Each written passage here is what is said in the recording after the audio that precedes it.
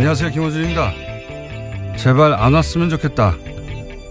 자유한국당은 북한 선수단의 평창 올림픽 참가는 최소화하고 예술단 공연은 아예 반대합니다.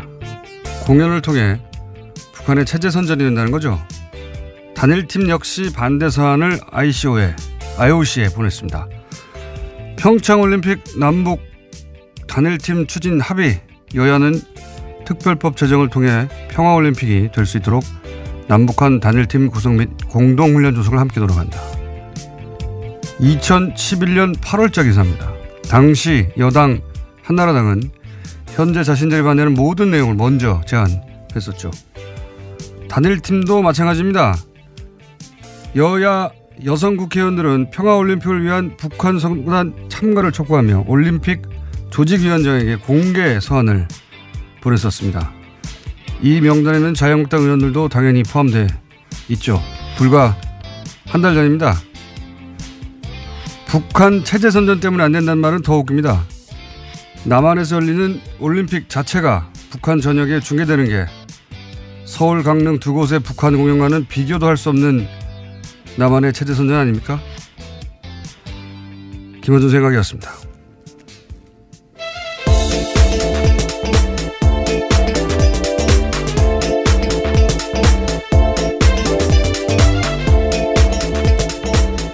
시사일의 김은지입니다. 예.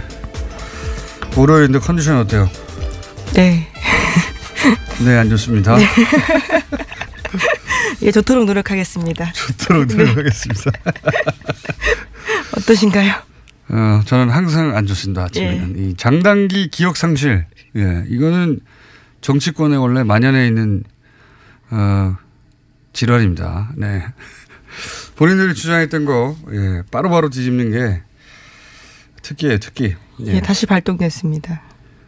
자유한국당이 북한 관련해 가지고 남북 단일팀 추진 혹은 뭐 특별법 제정 또는 올림픽 조직위에 북한 선수단 참가 촉구 이거 다 했던 거예요. 예.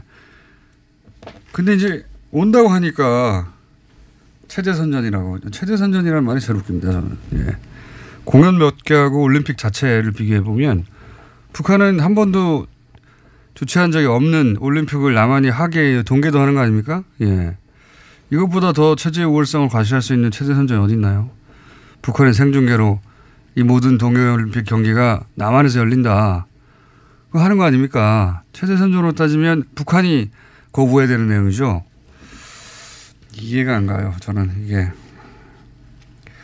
자, 첫 번째 뉴스는 뭡니까? 네, 주말 동안에 가장 화제의 뉴스는 김희중 전 청와대 제1부속실장의 한국일보 인터뷰였습니다. 물론 북한 관련된 뉴스도 많았지만요. 이 뉴스가 아주 화제에 올랐습니다.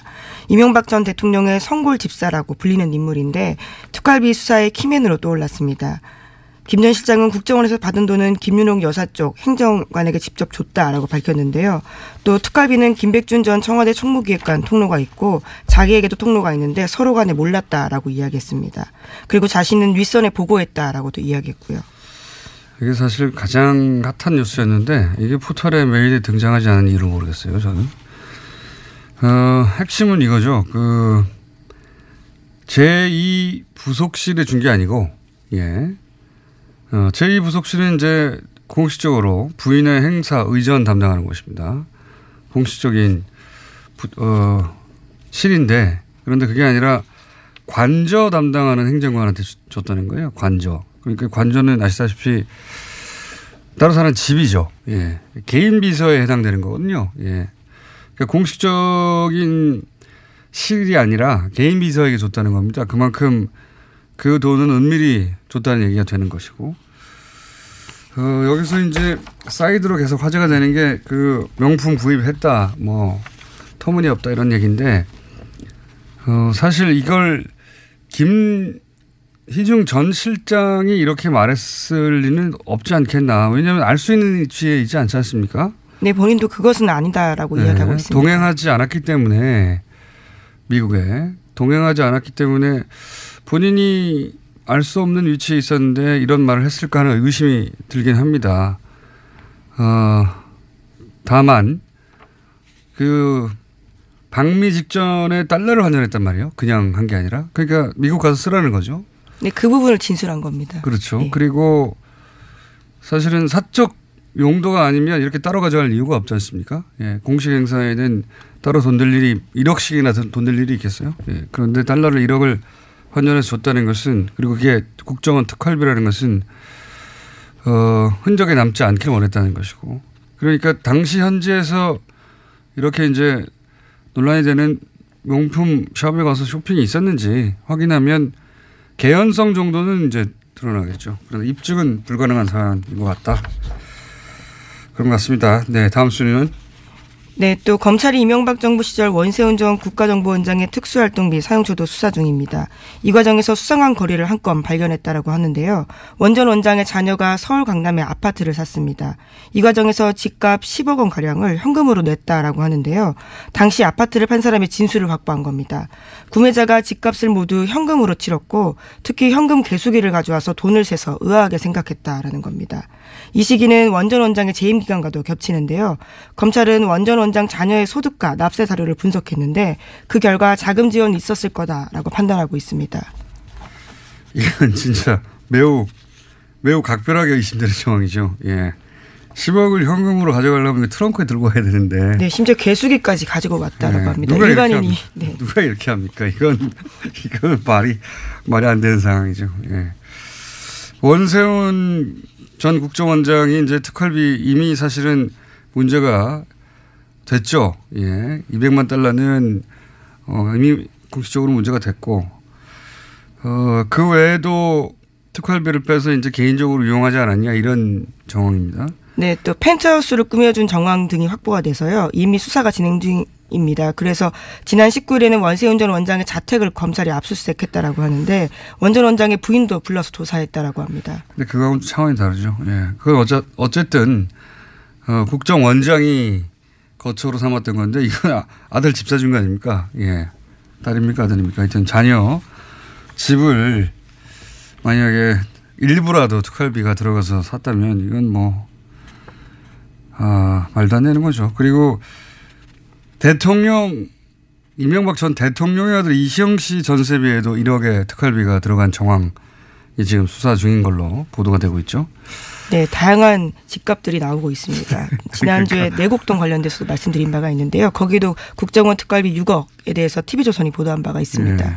박근혜 전 대통령의 사저 기름값은 아무것도 아니었어요. 예, 이런 정황들이 만약에 수사 결과 드러나게 된다면 골 때리네요. 다른 말을 하려고 했는데 생각이 안 납니다. 자, 다음은요. 네, 검찰이 이명박 정부 시절 민간인 사찰 폭로를 막는 데 국정원 특활비가 쓰였다라는 의혹에 대해서도 조사 중인데요. 이번 검찰 조사에서 당시 정부 인사의 진술이 바뀌었다고 JTBC가 보도했습니다. 검찰이 어제 류충렬 전 국무총리실 공직복무관리관을 불러 조사했는데요. 이 인사는 장진수 전 주무관에게 입막음용으로 5천만 원을 준 혐의가 있습니다. 과거에도 조사가 있었는데요. 2012년에는 자신이 장인에게 받은 돈이라면서 5천만 원의 출처에 대해서 그렇게 주장했습니다. 하지만 이번에는 과거 조사가 거짓이었다라고 인정을 했다고 하는데요. 장성명 전 청와대 공직기강 비서관이 준 돈이라고 진술했다고 합니다. 그 특활비가 쓰여진 경로 혹은 등장하는 인물이 너무 많아요.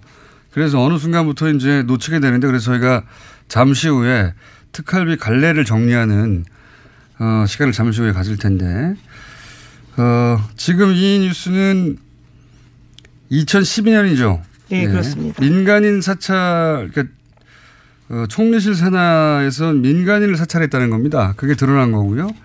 그때 이제 장진수 주무관이 이제 이 사실을 폭로했는데 입막음을 하기 위해서 돈이 쓰였는데 그 돈이 당시로는 출처가 불분명하다고 끝난 사안이었어요. 네, 예. 검찰이 제대로 수사를 하지 않고 끝냈다라는 의혹을 사고 있습니다. 당시에는 이제 그 돈을 전달한 사람이 장인이 줬어요. 5천만 원을. 이 말을 믿고 그냥 넘어갔거든요. 네, 그런데 믿지 않았죠. 예, 그렇죠. 예. 하지만 띠지가 있었습니다. 말도 안 되는 거죠. 네. 예. 장인이 그 한국은행에서 바로 돈을 가져와 가지고 관봉 상태로 줬다는 게 말이 안 되는데 근데 그냥 그때는 그냥 넘어갔어요. 예, 넘어갔는데 사실 이 관봉이 아니어도 말이 안 되죠. 총무실 직원이 왜 사비 5천만 원을 털어가지고 줍니까? 말도 안 되는 건데 그때는 그냥 넘어갔습니다. 근데 지금 이게 이제 돈이 대체 특활비는 맞는데 어떤 경로를 통해서 흘러왔는지를 지금 수사하는 과정에서 그때 당시에는 부인했던 사람들이 다시 불려나오고 있는 겁니다. 네. 네, 이미 구속되기도 했는데요. 김진모 전 민전 2위 비서관 같은 경우에는 국정원 5천만 원 민간인 사찰 관련자에게 줬다라고 이야기하고 있습니다. 지금 흐름도는 이제 민정수석에서 민정비서관으로 갔다가 그리고 공직, 수석. 공직 기강 비서관으로 갔다가 다시 총리실 관리관으로 간 것으로 지금 보이는데 중간이 빠졌었거든요. 예, 이 중간을 수사한다는 이야기입니다. 이름이 많이 등장해가지고 헷갈리시겠지만 흐름은 그렇습니다. 민정수석을 통해서 민정비서관으로 가고 다시 민정의 또 비서관으로 갔다가 총리실로 넘어가서 그것이 폭로했던 장진수 전 주무관에게 건너진 거 아니냐. 근데 중간에 원래는 장인이 줬다고 했던 사람. 네, 출처를 그렇게 둘러댔었습니다. 네, 그렇게 해서 넘어가 버렸는데 다시 수사는 중인 겁니다. 네, 이명박 정부가 저지른 범죄 혐의를 덮기 위해서 꼬리 자르기 위해서 국정원 돈까지 쓴 거였던 거죠. 예, 당시 민정수석이 이제 권재진 전 나중에는 법무부 장관이 됐죠. 예, 법무부 장관. 이럴 경우에는 이제 권재진 전 법무부 장관도 소환될 수도 있습니다. 예. 왜냐하면 당시 이 민정수석이었기 때문에. 네, 윗선 지시 당연히 밝혀야 되는 부분이기 때문에 불릴 것으로 보입니다. 자, 다음으로 넘어가기 전에 갑자기 또 생각이 났는데 저는 이 보수가 이 남남 갈등, 이게 남남 갈등이거든요. 남남 갈등을 북한이 유발한다고 하는데 보수가 유발하고 있는 거예요. 예. 게다가 불과 몇 개월 전까지만 하더라도 전쟁 날 거라고 그렇게 걱정하고 미국이 전쟁까지 옵션으로 놓고 있다고 연일 보수 매체가 보도하지 않았습니까? 보수 정치권도 그렇고. 그러면 지금 너무 반겨야 되는 거잖아요. 정말로 그렇게 전쟁을 걱정했으면 이제 전쟁 안 하고 손수단 보낸다고 하니까 정말 반겨야 되는 거죠. 누구보다도 보수 매체와 보수 정치권에서. 왜 오지 말라고 합니까? 최소한 앞뒤는 맞아야 되잖아요. 말이 안 돼요. 자, 다음 뉴스는요. 네, 다스가 부도 가능성을 놓고 내부 논의를 벌였다라고 일요신문이 보도하고 있습니다. 지난 10일 다스 경영진의 비공식 회의를 보도한 건데요. 문건까지 입수했습니다. 은행권 신규 대출이 불가능한 상황이라면서 부도 가능성을 언급한 건데요. 1월 중 만기가 들어오는 어음을 막지 못할 경우에 부도가 날 수 있다라는 겁니다. 게다가 일부 간부급의 경우에는 월급 지급이 불가능하다라고 통보도 해놨다라고 하는데 또 다음 날인 11일에는 노조에다가 공문을 보냈는데 자금 상황의 어려움으로 인해서 중대한 경영 위기의 기로에 마주하고 있다라는 주장까지 있습니다. 이 고위부도설은 주성장에서 대략 2주 전쯤에 한번 예견했었던 것 같은데, 예, 요런 작전은 제가 아주 잘 알거든요. 예, 전문 영역입니다. 건실한 기업이 이제 정권의 정치 보복 수사에 의해서 망가졌다 이렇게 말하고 싶은 거죠. 예. 지금 그래서 다스가 부도라는 게 대단한 게 아닙니다. 어음을 그냥 결제 안 하면 부도가 나는 거예요. 예. 통상은 부도가 나지 않기 위해서 노력하지만 고의 부도를 낼 때도 있거든요. 예. 여러 가지 목적으로.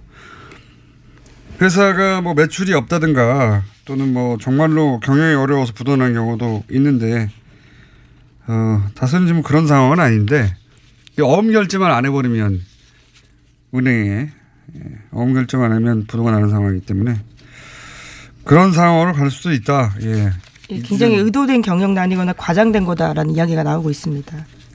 왜냐하면은 지금 현대에서 갑자기 물량이 떨어졌다든가 자동차 경기가 나빠졌다든가 그런 게 아니거든요. 지금. 예. 2주 전에 예견했던 뉴스가 2주 후에 나오는 예언 뉴스 공장입니다. 또 이 뉴스에서도 눈에 띄는 부분들이 있는데요. 다스 본사가 압수수색 당시에 다스 해외법인을 총괄하는 홍 아무개 부장의 컴퓨터 하드디스크가 압수되지 않았다라고 합니다. 또 국내 협력사 관리 총괄하는 박 아무개 구매실장, 인사노무실의 한 아무개 실장 이사의 하드디스크도 제출되지 않아서요. 걱정스러운 목소리를 담고 있습니다. 그렇군요. 예. 이런 보도가 있는 만큼 또 추가 수사가 이루어지겠죠. 자, 고의부도 가능성, 2주 전쯤 얘기했는데, 그런 뉴스가 하나 나왔습니다. 자, 다음 뉴스는요? 네, 더불어민주당 박범계 의원이 2016년에 녹음된 다스 이상은 회장의 아들 이동영 씨의 발언을 공개했습니다. 녹취록에 따르면 이동영 씨는 해고된 다스 직원에게 나도 어디 갈 데가 없다. 아버지도 여기서 월급 받고 있지라고 이야기를 합니다. 이상은 회장이 소위 바지 회장임을 인정하는 발언들을 하고 있는 건데요. 또 다스가 거래업체에서 받은 리베이트가 이명박 전 대통령에게 전달됐다라는 의혹도 담겨 있습니다. 자, 좀 전에는 다스가 아플 예정인 뉴스가 나왔고요. 이번에는 이상한 회장 명부상 소유주죠.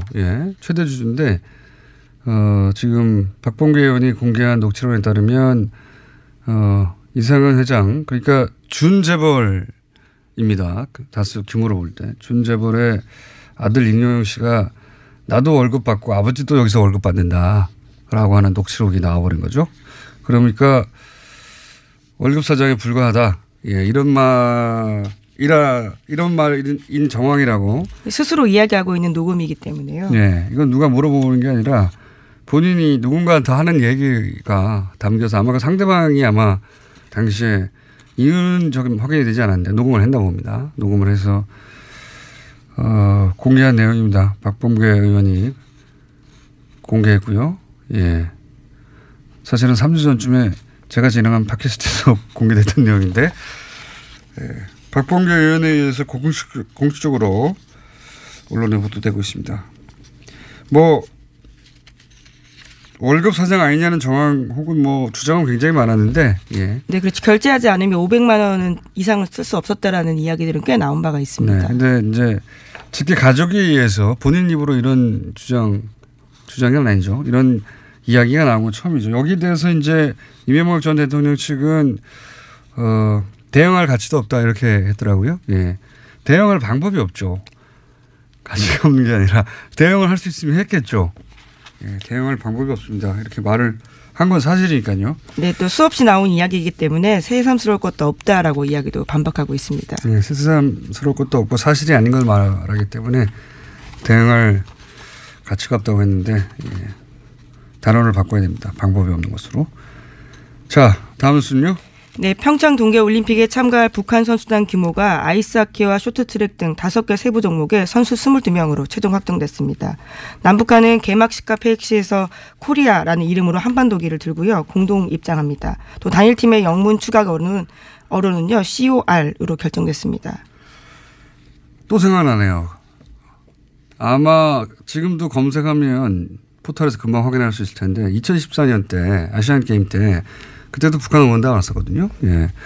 사실은 우리가 세세히 다 기억을 못해서 그렇지 북한 응원단 굉장히 많이 왔어요. 많이 왔는데 박근혜 전 대통령 때 아시안게임 할 때도 왔습니다. 그때 왔는데 북한 응원 나선 새누리당 의원들 검색하면 사진 쫙 나옵니다. 지금 SNS에 꽤 돌고 있습니다. 그러니까요. 저도 봤는데요. 북한 응원단하고 나란히 앉아가지고 아주 좋아하고 있어요. 당신은 새누리당이죠. 새누리당 의원들이 북한 같이 응원하면서 북한을 응원합니다. 난리가 났겠죠. 지금 만약에 거꾸로 하고 있으면 장단기 기억 상실입니다. 자, 다음 뉴스는요. 네, 네이버가 경찰에 수사 의뢰를 했습니다. 댓글을 이용해서 여론 조작이 벌어지고 있다라는 주장이 있어서인데요. 만약에 그렇다면 포털 사이트에 대한 업무 방해가 된다라고 보기 때문에 경찰이 수사해달라고 했습니다. 관심사네요. 근데 네이버가 먼저 이제 경찰에 수사 의뢰했다는 거죠. 그런데 네이버 측에서는 이제 누군가 일부러 그랬다면 그것은 업무방해, 네이버의 업무방해 맞죠. 혐의가 있으니 수사해 달라는 건데 네이버가 여기서 단순히 피의자이기만 한지 따져볼 정황도 꼭 살펴봐야 한다고 하는 것이 뭐 인터넷상에서 많이 돌고 있습니다만 여러 가지 방식인데 이런 것도 있거든요. 예를 들어서 어떤 기사가 있는데 그 기사가 이제 그 메인에 노출될 기사예요. 그런데 정부의 우호적인 댓글이 달려 있었어요. 근데 1보, 2보 이런 식으로 기사가 바뀌지 않습니까? 판갈이. 똑같은 내용 기사인데 이제 2보가 됐는데 짧은 시간 내에 정반대로 부정적인 댓글이 많아요. 그런데 1보, 2보 내용은 하나도 바뀐 게 없어요. 그럼 1보가 그냥 걸려 있으면 되는데 2보로 바꾼다. 부정적인 댓글이 많아 있는. 이런 식의 이제 의혹이 있습니다. 물론 네이버에서는 당연히 1보에서 2보로 바뀌었으니 판결을 했다고 할 수도 있고, 예. 근데 똑같은 내용이기 때문에 기사가 한 토시 하나 틀리지 않고, 똑같은 기사를 2보로 바꾼 다음에 부정적인 댓글이 많은 기사를 노출한 거 아니냐 이런 의혹도 있죠. 네, 따져볼 게 그 많을 것 부분까지 같습니다. 이번 경찰 수사에 포함될지는 모르겠습니다. 그러니까요. 자, 오늘 여기까지 해야 될 것 같습니다. 자, 단기 기억 상실은 이번 가려가 필요하다. 예, 걱정된다. 시사인의 김은지였습니다. 감사합니다.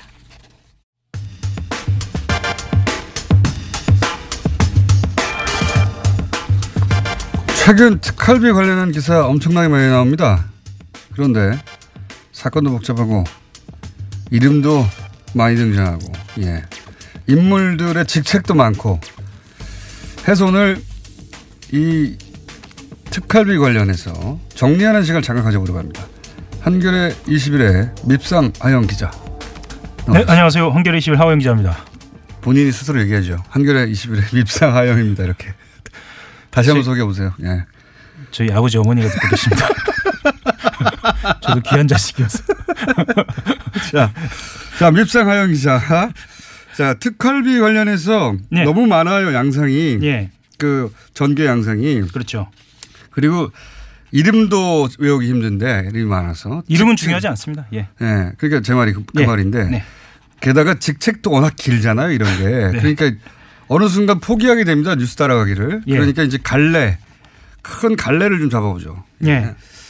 두 가지, 그러니까 투 트랙으로 좀 정리를 했으면 좋겠는데요. 크게. 예. 하나는 청와대 안에서 누군가의 살림살이, 예. 사적 용처를 위한 예.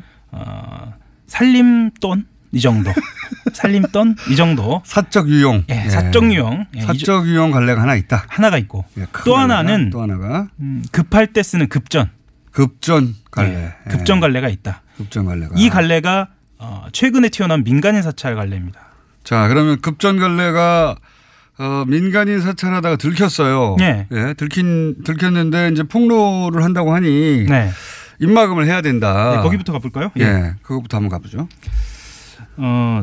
당시에 민간인 사찰. 예, 민간인 사찰 의혹을 간단하게 좀 정리를 하고 넘어갈 것 같은데요. 그 국무총리실 산하에 공직지원윤리관실이라는 조직을 두고요. 경찰이나 사정기관에서 파견을 받아서 예. 민간인을 포함한 민간인 사찰이라고 민간인만 사찰한 거 아닙니다. 예. 당시 한나라 민간인도 사찰했다. 그렇죠. 민간인 도사찰 사건입니다. 예.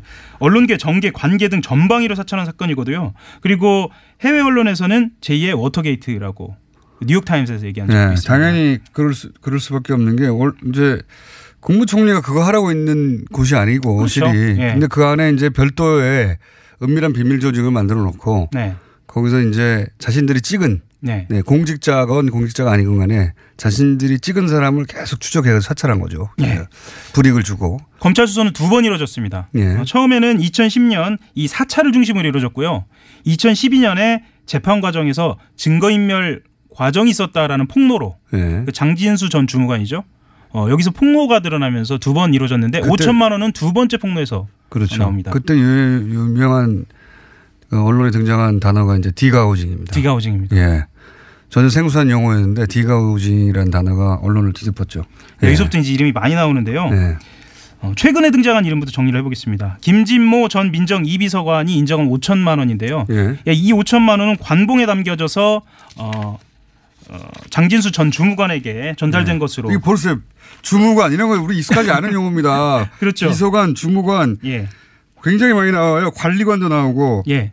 김진모 민정 2비서관부터 출발을 해보겠습니다. 네. 김진모 비서관이 누구에게 전달을 하느냐? 예. 장성명 공직기관 비서관, 공직기강 비서관.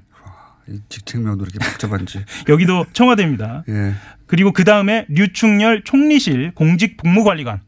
이거 어떻게 외워요? 그렇죠. 복무관리관, 예. 기강비서관, 예. 여기서 유충렬 관리관이 장진수 주무관에게 준 겁니다. 전 주무관에게. 예. 보세요. 비서관, 관리관, 주무관 이렇게 복잡합니다. 그 앞에 또 이름 대어야 되죠? 그렇죠. 게다가 앞에 거는 민정이고 뒤에 건 총리실 산하예요. 예.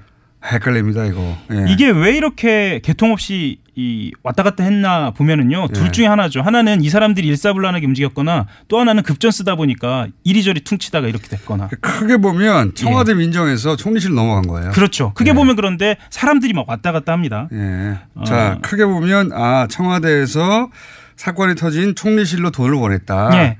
간단하게 정리될 수 있는 게 민정 이 비서관도 자금 출처가 국정원인 건 인정을 하고요. 예. 다만 나는 착복하지 않았다. 예. 민간 사찰 관련자에게 전달만 했다.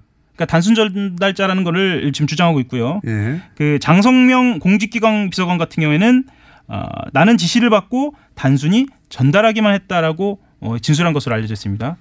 그러니까 이 사람도 전달자라고 하는 그러니까 거예요. 청와대 쪽에 있던 그 비서관들은 나는 전달만 했어요. 예. 이게 나왔고 그리고 나서 이제 돈을 당사자한테 직접 준 국무총리실, 네. 국무총리실에 있던 유충렬 관리관은 이거 장인이 준 겁니다. 2012년 당시에 예. 그랬습니다. 장인이 준 겁니다. 하고 이제 그래서 수사는 거기서 끊어져 버렸죠. 아예 청와대 위로 안 올라갔어요 그때. 당시 검찰은 장이 준 것으로 믿었어요.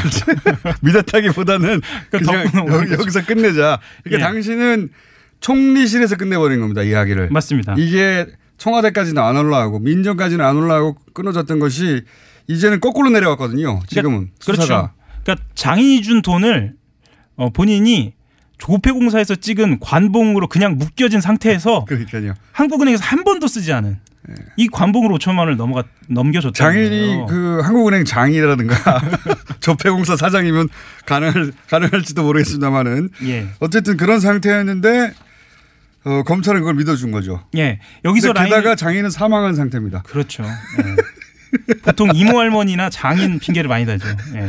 특히 사망하신 분들 네. 등장하게 되는데 예.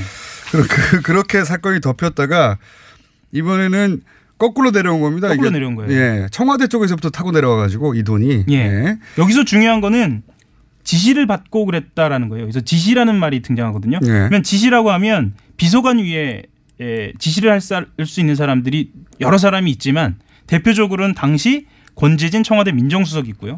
예. 근데 이제 이 지시를 받았다고 한 사람 중에 제일 직위가 높은 사람이 현재까지 밝혀지기로는 김진모 이 비서관입니다. 그렇죠. 예. 근데 이분은 구속이 돼버렸어요. 구속이 됐다는 것은 확인이 됐다는 거죠. 그렇죠. 그러니까 요 위가 남은 겁니다, 이제. 위에가 남은 거예요. 예, 사건이 이해가셨는지 모르겠네, 이제. 그러면 민정수석과 대통령실장을 예. 곧 소환해서 조사를 해야 한다는 얘기입니다. 위에가 별로 안 남았어요, 이제. 네. 예. 비서관 위에는 민정수석이고요. 네. 그 위에는 이제 대통령입니다. 그렇죠. 요 두 칸이 남아 있는 상태다. 이명박 전 대통령 남았죠. 예. 그 아래부터 제일 고위직은 이미 비서관 중에 제일 고위직 돈을 받았다. 예. 돈을 나는 받았지만 건넸을 뿐이다. 그렇죠. 한 사람은 구속이 됐고요. 예. 예. 그리고 그 밑에 이제 이전에는 인정하지 않았던 사람 한 사람 남았고 네. 또 한 사람은 돈은 줬는데 곧 장애인이라고 했던 사람 남은 겁니다. 그렇죠. 예. 민간인 사찰에서 5천만 원 관봉이 중요한 이유가 이 청와대 라인만이 아니라 국정원 라인으로 타고 올라갈 수 있는 거예요. 그렇죠. 그러니까 말하자면 김진모 민정 2비서관이 구속된. 예. 구속된 국정원으로부터 받았다라고 하면 등장하는 사람이 모경만 당시 국정원 기조실장이거든요. 예. 모경만 당시 국정원 기조실장은 아주 대표적인 서울시 멤버입니다. 자, 이제 국정원으로도까지도 얘기를 하는데. 서울시 멤버 하면 또 등장하는 인물 예. 원세훈 국정원장, 예. 당시 서울시장 이명박 전 대통령. 예.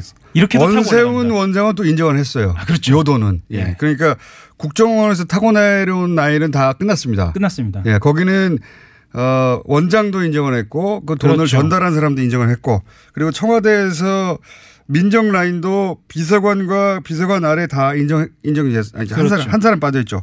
중간에 그 공직기강 비서관. 예. 이 사람은 이분은 이제 5천만 원 존재 자체를 인정하지 않았는데 예. 나머지가 다 확인이 됐기 때문에 이분은 이제 불려갔고요. 지금 그 뭐 1000개 피스 퍼즐이라고 하면 예. 한 990개 정도는 맞춰진 예, 상태입니다. 거의 다 맞춰졌습니다. 거의 드러났다. 자, 이게 이제 예. 공식 라인 선상에서 급전으로 해결하는 갈래 사건이고 그다음에 사적 유용 라인이 하나 있지 않습니까? 공식 유용 라인 조금만 더 설명을 드려야 할 것 같은데 5천만 원이 아니고 5천만 원이죠. 5천만 원 말고 1억 7천만 원짜리가 또 있습니다. 또 있죠. 참. 예, 또 있습니다. 그거 간단하게 정리하겠습니다. 이번에는 이게 이영호 전 청와대 고용노사 비서관이라는 사람이 전달하는 돈인데요. 예. 이 돈은 4천만 원, 이 비서관이 4천만 원을 당시 진경락 공직윤리지원관실 기획총괄과장에게 건넵니다. 좀 길죠? 예. 예. 그 다음에 2천만 원을 장진수 주무관에게 건네고. 이것도 용도는 마찬가지예요. 마찬가지입니다. 예, 입막음용입니다. 그리고 변호사 비용으로 또 4천만 원. 예. 진 과장과 장 주무관에 건네고요. 나머지 이인규 당시 공직윤리지원관을 포함한 직원들에게 3천만 원. 이것도 변호사 비용입니다.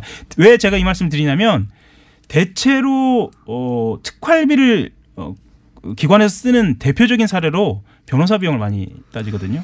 예. 그래서 제가 이 말씀 드렸습니다.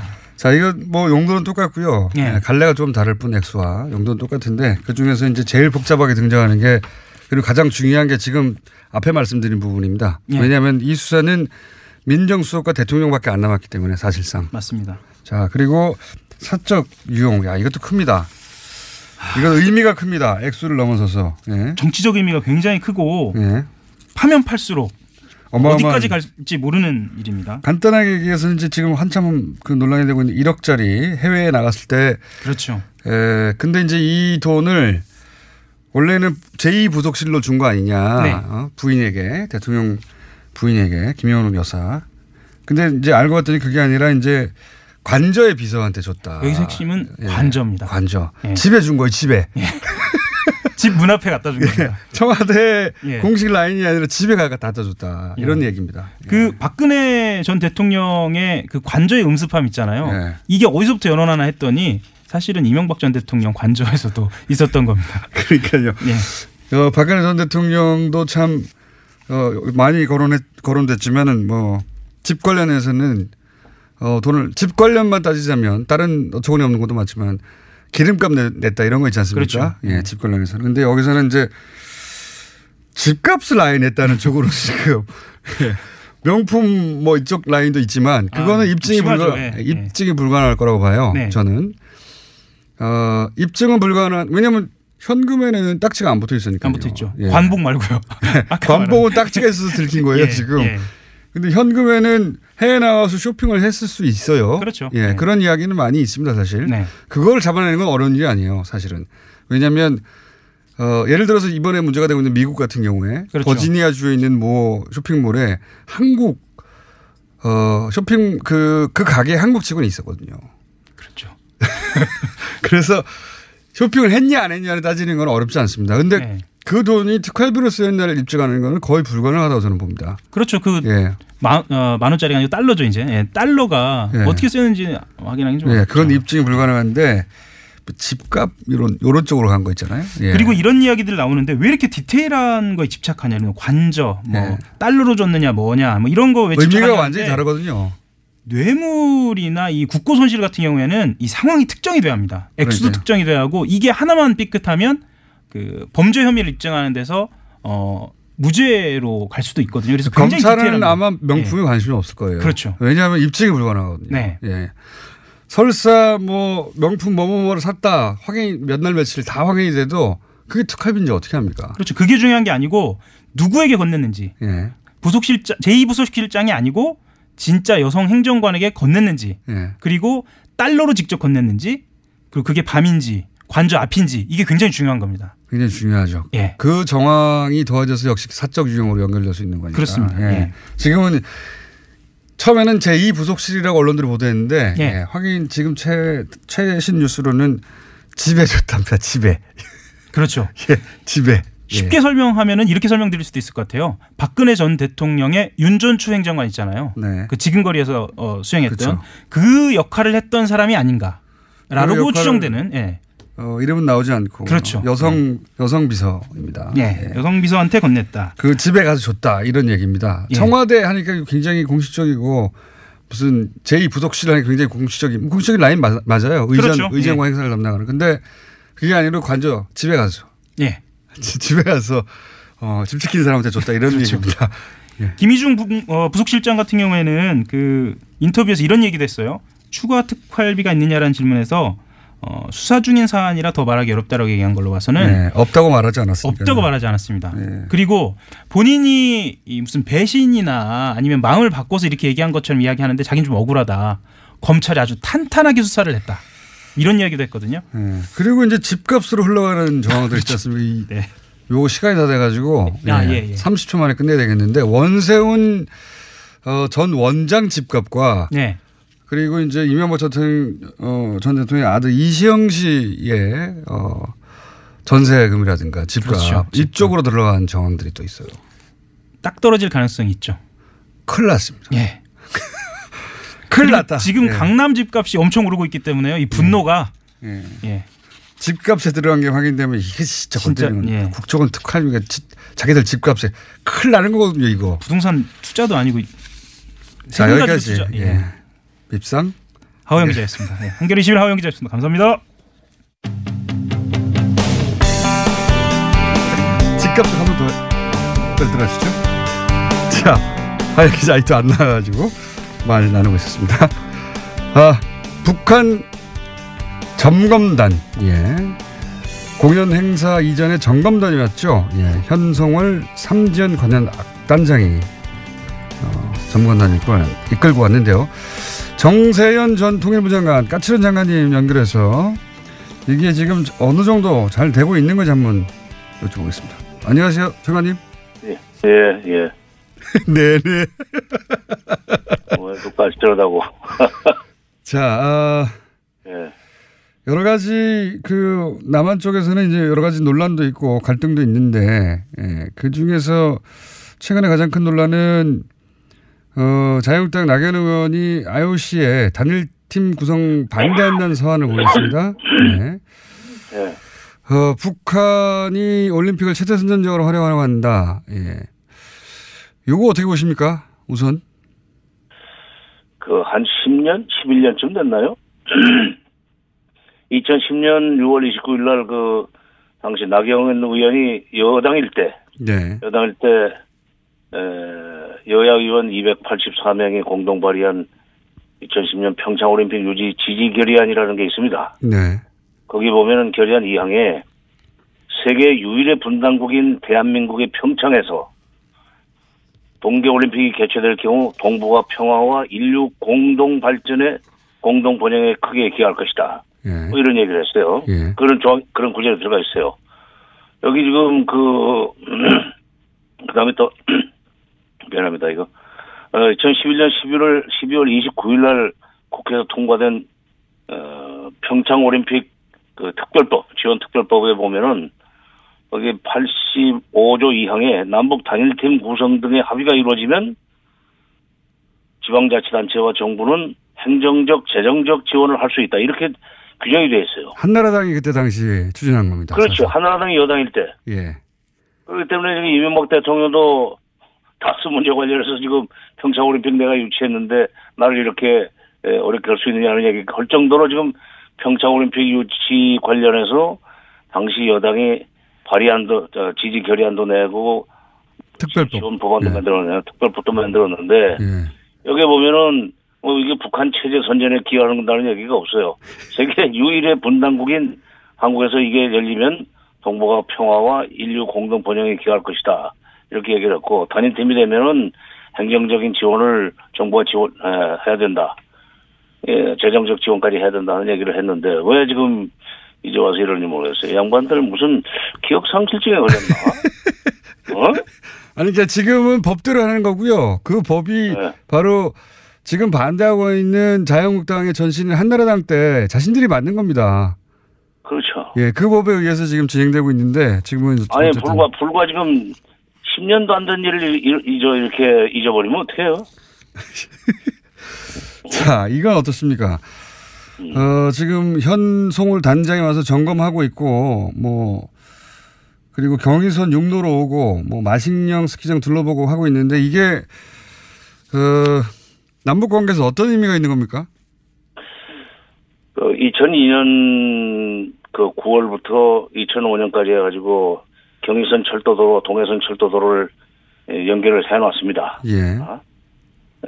그리고 2005년 10월 25일 날 당시 미 국무부 장관이었던 콜린 파월 장관이 서울에 와가지고 기자들하고 인터뷰를 하면서 이런 얘기를 했어요. 내가 인공위성 사진을 통해서 보니까 한반도의 그 가운데를 가로지르는 철조망, 비무장지대를 뚫고 남북으로 두 갈래 피스 익스프레스웨이가 연결되어 있더라. 동해선, 서해선을 얘기하는 겁니다. 네. 매우 감동적이었다. 왜냐하면 그 콜린 파월 국무장관은 당시 국무장관은 이걸 피스 익스프레스웨이라고 그랬어요. 그러니까 그 뒤에 이것이 개성공단 출퇴근로, 금강산 관광로로 쓰였었는데 이제 서해선은 지금 개성공단 막힌 지 2년 조금 못된 시간에 뚫리게 됐고 다시 예. 동해선은 평창 쪽으로 해서 금강산하고 마식령 스키장 우리 선수들이 가잖아요. 그거는 지금 금강산 관광 중단된 지 지금 8년 조금 안 되네요. 한 7년 조금 지난 뒤에 다시 뚫렸죠. 그러니까 다시 지금 콜린 파월 장관은 피스 익스프레스웨이라고 그랬지만 그 당시에 통일문화도 정부에서는 이건 민족의 혈맥이라고 그랬습니다. 이게 다시 피가 통하는 이 시작하는 의미가 있는 거죠. 현송을 한 사람이 내려오는 것이 중요한 것이 아니라 그 정검단이 내려오고 나중에 이제 공연단도 그리 올 거고 뭐 선수단들도 올 거고 응원단도 오고 그럴 거 아닙니까? 그다음에 또 동해선 쪽으로는 우리 선수들이 북쪽으로 올라가서 훈련받고 오고 훈련하고 오고 다시 이렇게 자꾸 접촉이 많아지면 남북 간의 그 화해 협력의 분위기가 고조되고 그것이 한반도 긴장 완화에 하게 되는 거죠. 알겠습니다. 겁니다. 예. 자, 지금 오늘 시간이 좀 짧아서 앞으로도 자주 연결할 테니 시간 좀 짧게 잡았습니다. 지금 현재 남북대화가 총평을 좀 해주십시오. 남북대화 관련한 진행들이 지금 잘 되고 있습니까? 어떻습니까? 전문가 보시기에? 지금 9일날 고위급 회담, 15일날 공연 실무 접촉, 그다음에 17일날 체육 관련 실무 접촉 회담이 있었는데 세 번의 회담을 통해서 제가 평가를 하면은 북한이 상당히 협조적으로 나오고 있어요. 아, 그렇습니까? 남북대화가 좀 잘 되고 있는 셈입니다. 그리고 또 이제 평창 올림픽 끝나면은 또 해야 될 회담들이 많이 있어요. 군사회담도 해야 그렇죠. 되고, 적시자 회담도 해야 되고, 또 고위급 회담도 또 하기로 했으니까. 근데 중요한 것은 지금, 트럼프 대통령이 4일날 문 대통령하고 통화를 하면서 100% 지지한다고 했고, 남북대화를. 10일날 통화에서는 남북대화가 계속되는 한 미국의 대북 군사적 행동은 없다는 것을 그들에게 알려주라. 이렇게 했단 말이에요.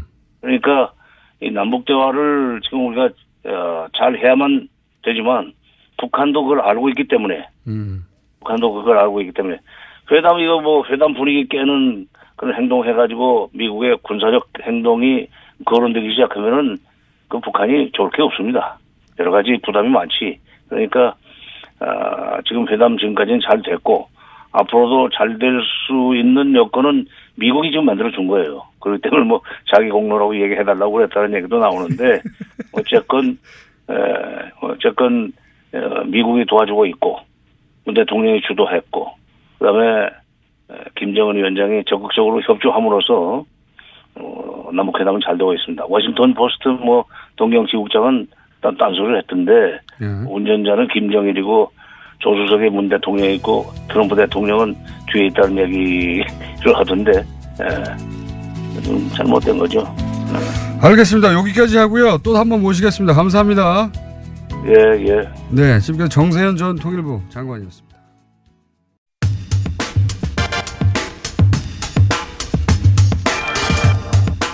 덩치 대담입니다. 네.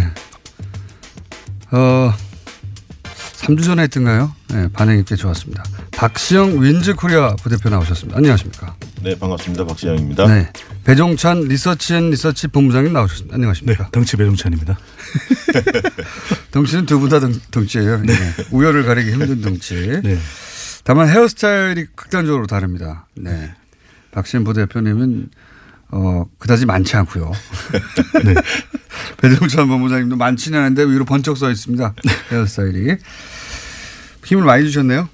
네, 좀 힘있게 하려고요. 네, 영상으로 보시는 분이 있다면 예, 극명한 차이를 보실 수 있습니다. 네. 힘이 많이 들어갔다. 자, 조금 전에 뭐 잔디 인형 이렇게 꼭 이야기해달라고. 잔디 인형이요? 예, 쓰시려고 하다가 수줍게 지금.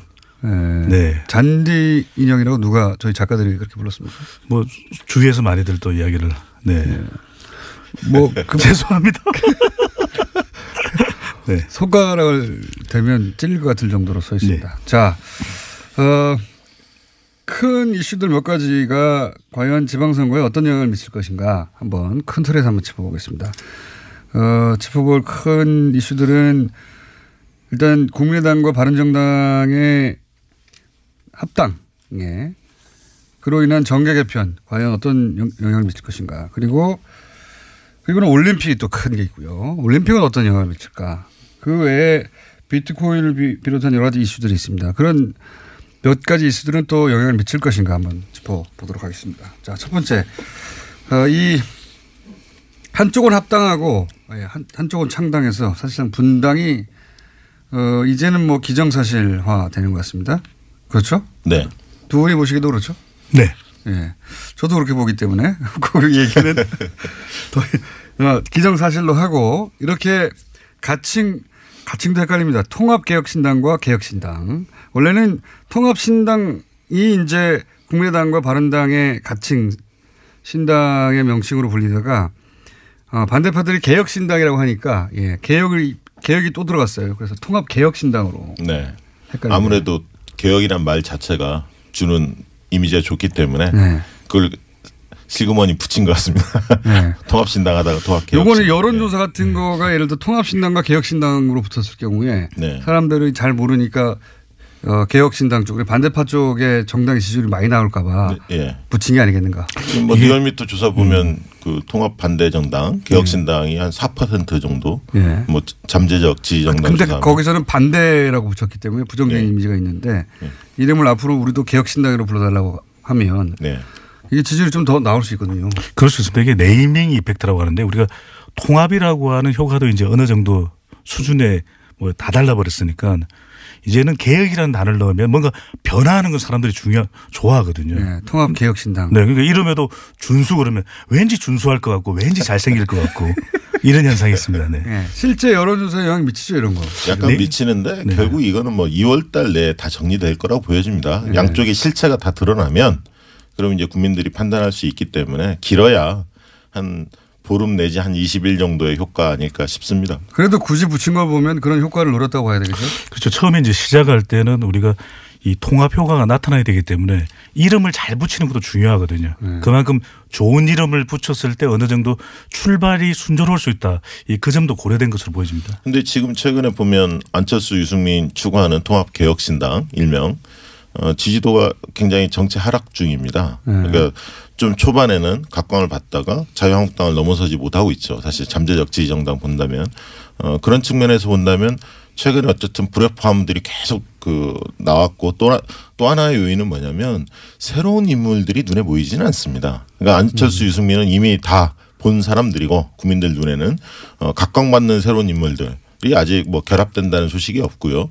실제 뭐 손학규 정의와 뭐 이런 분들이 거론되고 있으니까 식상한 거죠. 국민들이 볼 때는. 두 번째는 이제 평창이 상당히 걸림돌이 될 겁니다. 2월이 컨벤션 효과를 극대화시켜야 하는데 공교롭게 평창올림픽이 있죠. 그리고 이제 지도체제나 지금 비례대표 국민의당 문제에 대한 이견들이 있지 않습니까? 유승민, 안철수 간에. 이런 어떤 잡음들이 계속 좀 노출될 가능성도 있고 두 분 다 굉장히 고집스럽고 독선적이기 때문에 얼마나 조율이 잘 될지 이런 부분들도 순탄하지 않을 가능성이 높기 때문에 이 정치 세력이 통합될 때 우리가 같이 춤을 춰야 된다 이런 이야기를 하거든요. 그 이야기는 통합 효과가 100% 오롯이 나타나려면 세 가지가 이제 이 손바닥이 마주쳐야 되는데 세 가지나 됩니까? 네네. 두 가지로 줄일까요? 네. 일단 들어보고 하죠. 갑자기 첫 번째로는 이제 이 구성원 내에 예. 이 합이 맞아야 되는 것이거든요. 그건 당연한 거고요. 대표적인 인물. 또 하나는 이제 지지층들이 또 서로 이 통합의 효과가 나타나야 됩니다. 아, 그렇죠. 그러니까 당은 합했는데 정작 정치 세력으로서는 근데 지지층들이 따로 놀게 되면 안 되는 것이거든요. 그렇죠. 마지막으로 중요한 것이 이제 정책입니다. 근데 이 정책이 두 정당이 통합할 정당이냐라고 하는 명분을 만들어주는데 지금 보면 안보에 대해서도 좀 입장이 엇갈리고 있어요. 햇볕 정책 같은 그렇습니다. 경우에. 예. 또 대표적인 것은 MB 전 대통령에 대한 입장도 다소 엇갈리는 것을 미치고 있거든요. 그렇죠. 이런 게 이제 쌓이다 보면 과연 통합을 왜 하느냐 이런 이야기가 나올 수 있는데 이런 이 걸림돌을 얼마만큼 불식시킬 수 있느냐가 가장 중요한 포인트로 보여집니다. 자, 예리한 분석이었습니다. 다음부터 둘로 줄이겠습니다. 네. 예리한 분석이었는데 그렇다면 지금 그런 말씀을 전제로 하여 이 통합개혁신당 일단 먼저 얘기해 보죠. 서울 수도권 혹은 호남권 혹은 TK, PK 각각 어떤 영향을 발휘할까요? 예. 실제로 본다면 결국 수도권에서 바람이 부느냐 안 부느냐. 예. 이것이 가장 중요한 잣대일 것 같은데요. 결국은 안철수 서울시장 출마설이 계속 나오지 않습니까? 예. 결국 안철수의 파괴력이 얼마나 될 것이냐가 결국 뭐 이 정당의 운명을 좌우질 거다 그렇게 보는데요. 안철수 대표 최근에 이제 서울시장 여론조사 해보면 출마할 것을 기정사실화하고 조사를 해보면 거의 한 자리 숫자이거든요. 10% 미만이나 그 정도에서 왔다 갔다 하는 정도입니다. 그거밖에 안 나옵니까 요새? 네, 그렇게밖에 안 나옵니다. 때문에 안철수 후보가 다만 이제 이런 건 있죠. 만약에 출마를 한다면 박원순 시장이 조금 곤혹스러운 측면이 있죠. 과거에 2010년 출마했을 당시에 21년인가요? 출마했을 당시에 양보했던 게 있기 때문에 그런 측면에서 이제 박 시장이 약간 곤혹스러운 측면이 있지만 결국은 안철수 대표가 서울시장을 출마하면 이게 정책 전선이 아니라 정치 전선이 될 가능성이 굉장히 큽니다. 정치 싸움이 된다는 거죠, 결국은. 그러니까 안철수 후보가 정책 가지고 서울 비전을 제시하기보다는 문재인 대통령에 대해서 굉장히 공격하면서 정치적인 어떤 싸움을 할 가능성이 상당히 크기 때문에 그런 측면에서는 정치 싸움에 능한 분들이 여당 내에서도 경선 과정에서 상당히 그 약진할 가능성은 있습니다. 물론 이제 박 시장이 워낙 탄탄하기 때문에 2억 8 정도의 수준은 아니지만 당내 경선이 좀 더 흥미로워질 가능성은 있다. 그 말씀은 이제 야당 쪽에서 서울시가 아니라 문재인 정부에 대한 공격을 할 것이고 그럴 가능성이 굉장히 높습니다. 네, 그렇죠. 네. 그러면 거꾸로 서울시장 후보로 그 공격을 잘 방어하거나 역으로 정치적 공세를 잘 피는 사람이 후보로 여당 내에서도 부상할 수 있다. 예, 여당 내에서 약간 올라올 가능성이 있다고 봅니다. 있다. 네. 네. 그리고 국민의당과 이 바른정당 통합정당이 지방선거에서의 어느 정도의 영향력 이 부분을 이야기할 때 지금의 상태를 먼저 저는 논해야 될 걸로 보여집니다. 그 이유는 지금 안 대표의 지지율도 내려가 있고 네. 또 국민의당도 지지율이 한 자릿수 아니겠습니까? 바른정당도. 그렇다면 정말 선거 전반의 판세를 뒤흔들 것이냐 그건 아니라는 것이거든요. 네. 그다음 과연 무엇을 노리느냐. 지금 개혁신당으로 통합 반대파가 떨어져 나가면 네. 호남에서의 또 타격은 불가피합니다. 그렇죠. 그렇다면 또 영남으로 가보면 더불어민주당과 자유한국당이 양강구도를 지금 현재 지지율상 네. 보이고 있거든요. 오히려 더불어민주당의 지지율상 더 높은 정도로 나타나고 있고요. 그렇다면 이 통합개혁신당 국민의당과 바른정당이 합해진 정당이 무엇을 노리겠는가. 그래서 네. 우리가 선거를 보면 이번 지방선거에서 광역단체장도 있지만 많은 지역에서 기초단체장, 예. 광역의원 그리고 정당투표도 있습니다. 예. 바로 여기가 이 통합개혁신당이 노리는 포인트가 될 수 있는 것이거든요. 왜냐하면 이번 지방선거에 자칫 이렇게 나누어져 있다가는 기초단체장 그리고 광역의원에도 이 유의미한 득표를 못할 가능성이 높다. 그다음 여기에라도 발판을 만들어야 되는 것이 정치 세력으로서 다음 총선 심지어는 다음 대선까지 끌고 갈 수가 있거든요. 네. 바로 이 점을 노린 것이 오히려 더 큰 이유가 아닐까라고도 국회의원이 이제 당선이 되려면 사실 국회는 혼자 힘이 아니라 그 지방의원들 예. 이 필요하니까 네. 그런 차원에서 그런 이유 때문에 이렇게 하는 것이다. 이렇게 분석하시는 거군요. 왜냐하면 지금 그렇게 진입되지 않으면 실제 이번 지방선거 다음에는 더 위축될 가능성이 높거든요. 네. 그렇다면 더 당선 가능성이 없어진 정당으로 누가 과연 국회의원으로 출사표를 던지겠습니까? 그렇다면 이 정치 세력으로서는 2014년에 새정치민주연합으로 했지만은 여러 가지 어려움들이 많았었거든요. 당시에도요. 그렇다면 적어도 빨리 좀 들어가서 제대로 이 통합 정당으로서의 시너지 효과를 조금씩 만들어 가자는 것이 오히려 더 큰 이유로 볼 수 있다는 점이죠. 저는 그렇게 생각합니다. 결국 수도권에서 바람이 안 불면 영남이나 호남 뭐 충청 바람이 불 수가 없다. 통합개혁신당은. 그렇다면 결국 서울, 경기, 인천에 어떤 후보를 내느냐의 문제인데 지금 당장 그 자유한국당과 통합이 없다라고 표방하지 않습니까? 밝히고 있는데 연대가 없다 이런 얘기는 아직 안 꺼내고 있거든요. 왜냐하면 각자 도생을 할 겁니다. 자유한국당도 겨냥하고 문재인 정부도 비판을 하면서 독자적 영향을 구축하면서 자유한국당의 지지도를 넘어서려고 3, 4월 기간 동안 굉장히 노력을 할 텐데 아까 2월은 평창이 있고 이제 3월이 중요할 텐데요. 통합신당의 입장에서는 3월 달에 서울, 경기, 인천에 어떤 카드를 낼 수 있냐 후보에 대해서 이제 집중되는 시기입니다. 왜냐하면 3월부터는 예비후보 등록이 이루어진 상태고 2월 14일 이후로 13일 이후로 그러면 이제 후보 지지도가 이제 발표가 많이 되는 시점인데 여기에서 서울, 경기, 인천 주요 지역에서 광역단체장 후보에서 굉장히 지지율을 올리지 못하면 미풍에 그칠 가능성이 상당히 큽니다.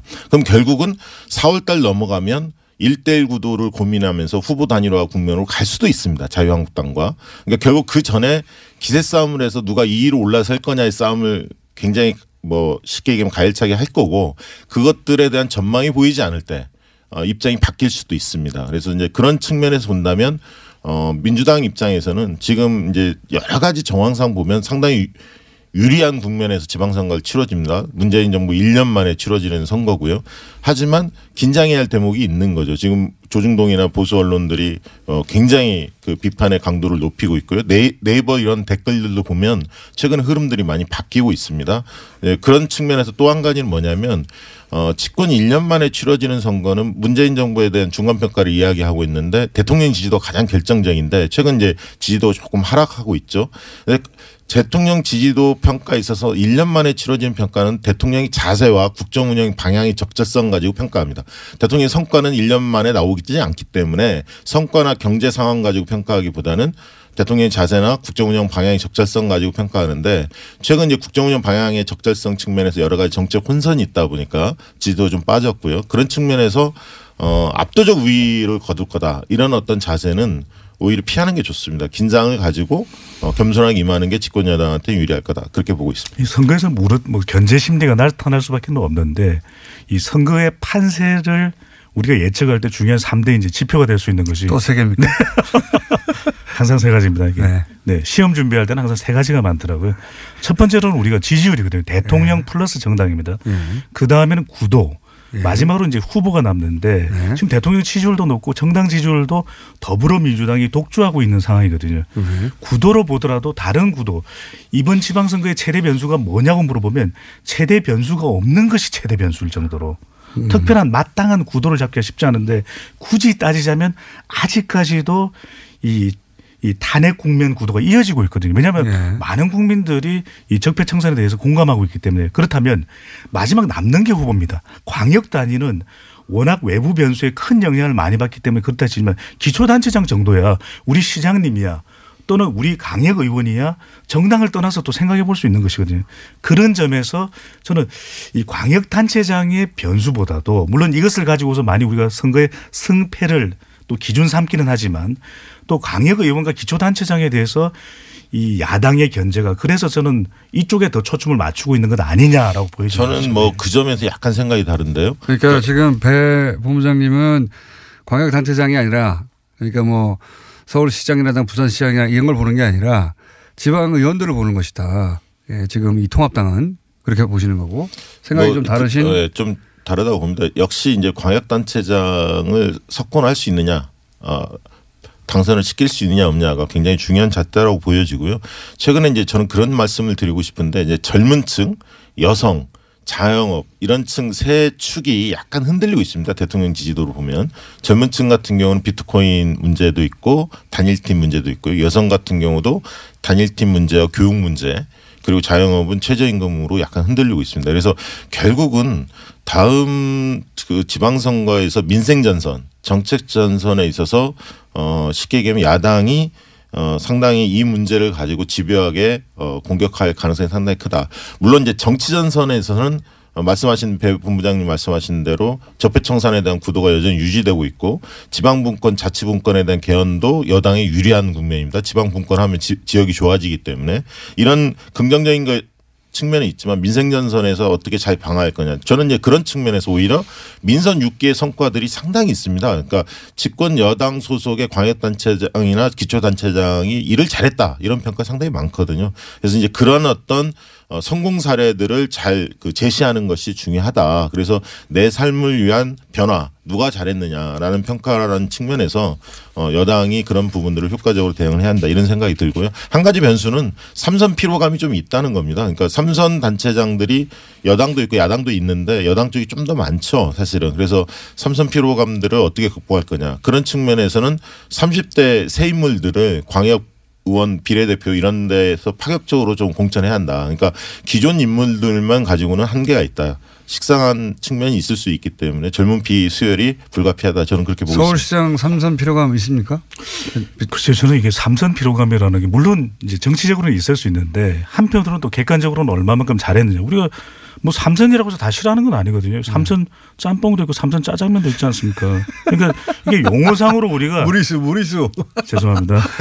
이게 아니 근데 저는 그 이야기를 꼭 하고 싶은 것이 당사자로서는 굉장히 억울할 수 있는 부분이거든요. 왜냐하면 잘했고 성과를 냈으면 그만큼 또 평가를 받는 부분인데 그냥 단지 삼선이라는 이유로 피로감을 느낀다라고 바로 연결시키는 건 조금 오히려 이게 저는 무리가 있다고 보여지는데 익숙하고 안정감을 느낀다고 말할 수도 있지 않나요? 그렇습니다. 그러니까 삼선 피로감은 일부분 있습니다. 없는 건 아닌데 이것을 극복할 만한 더 긍정적인 요소를 주면 되는 거죠. 그게 이제 과제인 거죠. 사실. 근데 여기서 더 중요한 건 우리가 선거를 쭉 치러보면 막연히 유권자들은 잘 모르다 보면은 교체 의향은 굉장히 큽니다. 심지어는 재선하려고 하는 단체장에 대해서도 뭐 바꿔보지 뭐. 그러니까 바꾸자는 이 심리가 훨씬 더 크거든요. 유지하자는 심리보다. 저는 통상은. 네. 그 부분도 저는 조금 바꿀 필요가 있는 것이 정말 잘했다면 잘한 것에 대한 평가는 해줄 필요가 반드시 있어 보입니다. 배 본부장님이 여기가 이제 서울시에 사는 방송이라는 걸 염두에 두고 하시네요. 전혀 아닙니다. 전혀 아닙니다.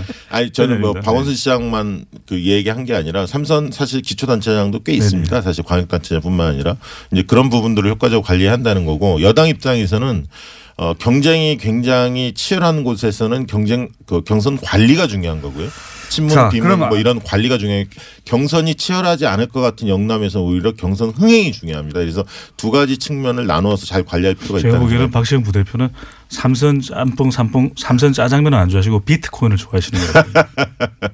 우리 더 큰 무리수고요.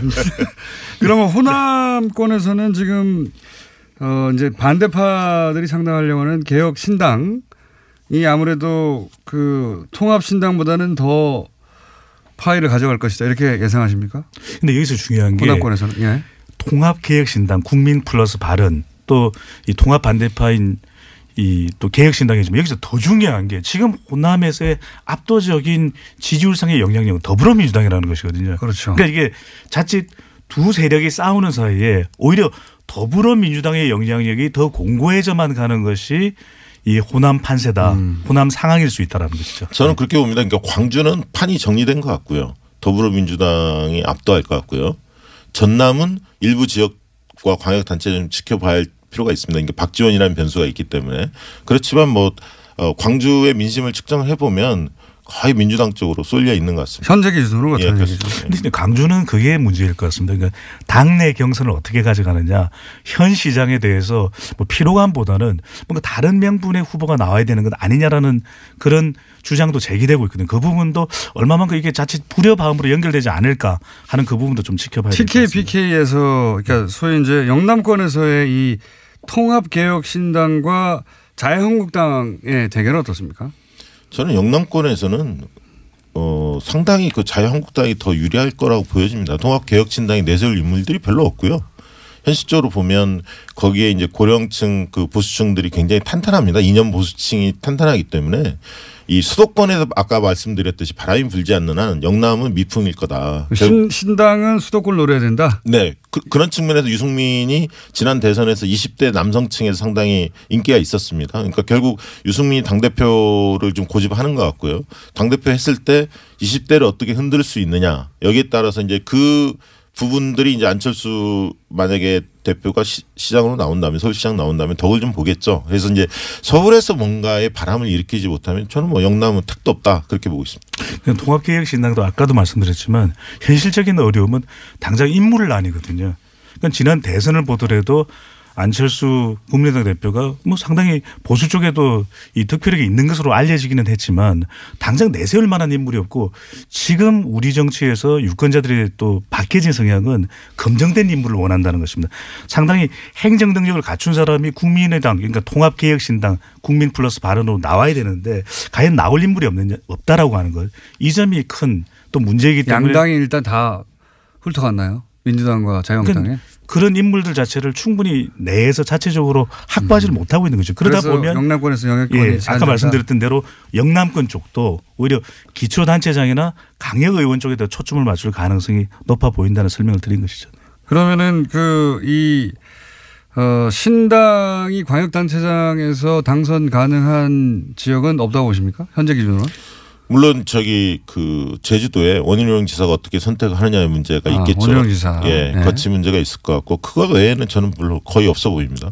다만 이제 이런 건 있습니다. 영남에서 대통령 지지도 굉장히 영남도 높지만 지지 강도를 보면 좀 다릅니다. 그러니까 수도권과 호남에 비해서 영남의 대통령 지지층의 지지 강도는 그렇게 높지는 않습니다. 그렇기 때문에 지지도가 높기 때문에 영남도 쉽게 될 수 있을 거야라고 생각하는 만약에 여당 지지층이 있다면 그것은 착각이다고 저는 말씀드리고 싶고요. 결국 뭐 마지막 남은 가능성을 따진다면 안철수 유승민 대표가 대거 수도권에 또 출사표를 던지느냐. 그리고 이게 3파전 이상 4파전이 되게 되면 또 모르는 것이거든요. 선거라는 것이 3분의 1 이상 심지어는 가반을 넘어야만 좀 더 안정권에 들기 때문에 소위 말해서 4파전 이상이 되면서 이 대여급이라고 할 수 있는 이 안철수 유승민 대표가 정말 수도권 쪽으로 출사표를 던진다면 그리고 화력을 여기에 쏟아붓는다면 그 부분도 좀 더 서울시장 경기도지사 이 정도 나와준다면 유승민이 나올 가능성이 저는 전혀 없다고 보고요. 유승민 대표는 계속 신당의 대표를 하겠다는 거 아닙니까? 배지를 뗄 생각이 없는 거 아닙니까?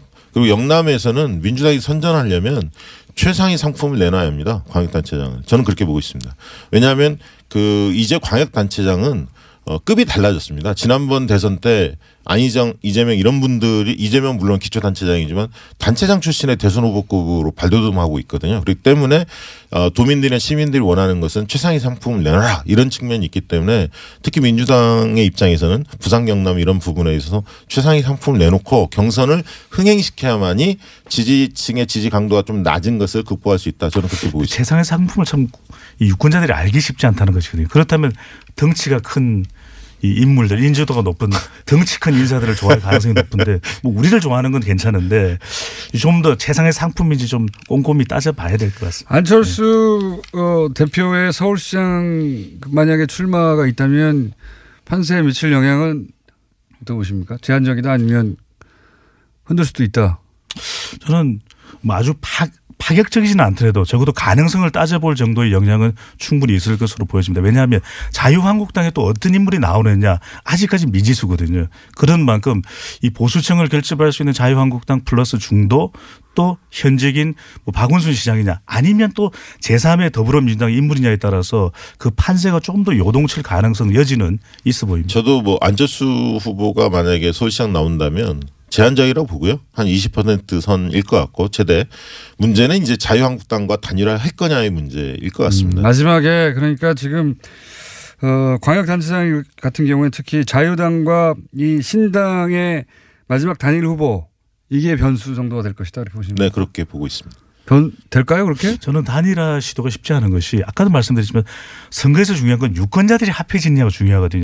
자유한국당 또 통합개혁신당이 단일화했다 하더라도 유권자들이 합해지지 않을 가능성이 높다는 것이 큰 이 걸림돌이 될 걸로 보여집니다. 자, 알겠습니다. 거기까지는. 그럼 올림픽 변수 시간이 거의 없기 때문에 이 얘기를 너무 많이 했네요. 올림픽 변수는요. 올림픽은 누구한테 유리한 겁니까? 올림픽은 지금 당장은 단일팀 공동 입장 가지고 이제 논란이 좀 있었습니다만 실제로 이제 올림픽이 개최가 되고 그게 흥행이 성공을 하면 당연히 그 민주당한테 유리하죠. 지금 당장은 여러 가지 논란이 있기 때문에 그렇게 보일 뿐이지 전 나쁘지 않다고 봅니다. 다만 그것을 안보 이슈로 활용하고 있는 보수 야당의 어떤 논리가 약간 먹히고 있죠. 다만 이제 우리한테 민주당한테는 더 유리한 전선은 사실 적폐청산 전선입니다. 그래서 결국은 평창은 2월에 끝나고 MB 문제나 이런 적폐청산 드라이브는 3월까지 계속 지속이 될 것으로 보여지기 때문에 적폐청산 드라이브가 걸리면 집권 여당이 상당히 유리한 국면이 될 거다 그렇게 보고 있습니다. 네, 3초만 쓰겠습니다.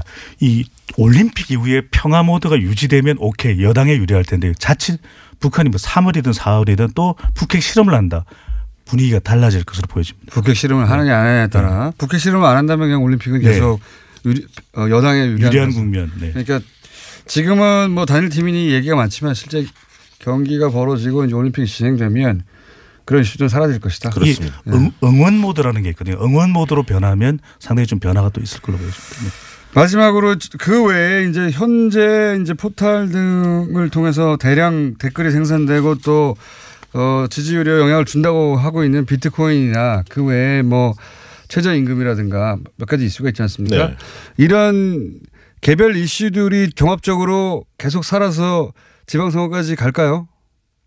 가장 중요한 것은 이런 이슈에 반사익을 가져가는 정치 세력이 있어야 되거든요. 그렇죠. 자유한국당이나 야권에서 이 이슈를 다 통째로 가져간다면 2010년에 무상급식처럼 네. 그런 현상이 나타날 텐데 또 하나는 정부의 학습 효과도 있어서 대응을 한다라는 것입니다. 그런데 결코 20대 30대의 표심이 이런 부분에 영향을 받는다는 점만큼은 잊지 말아야 될 걸로 보여집니다. 영향을 받는데 그게 자유한국당이나 다른 야당으로 가지는 않는다. 그렇습니다. 저는 이제 예를 들면 투표율에 약간 영향을 미칠 거라고 보고 있습니다. 56.8%였거든요. 지난번 지방선거가. 그래서 이번 선거에서는 60% 정도까지 될 수 있을 것이라는 전망도 있었는데 비트코인이나 이런 등등 문제 때문에 젊은 층에서 약간 투표율이 낮아질까 그런 점이 좀 여당 지지층의 젊은 세대가 투표장에 안 나갈 수 있다. 일부 안 나갈 수도 있다. 예.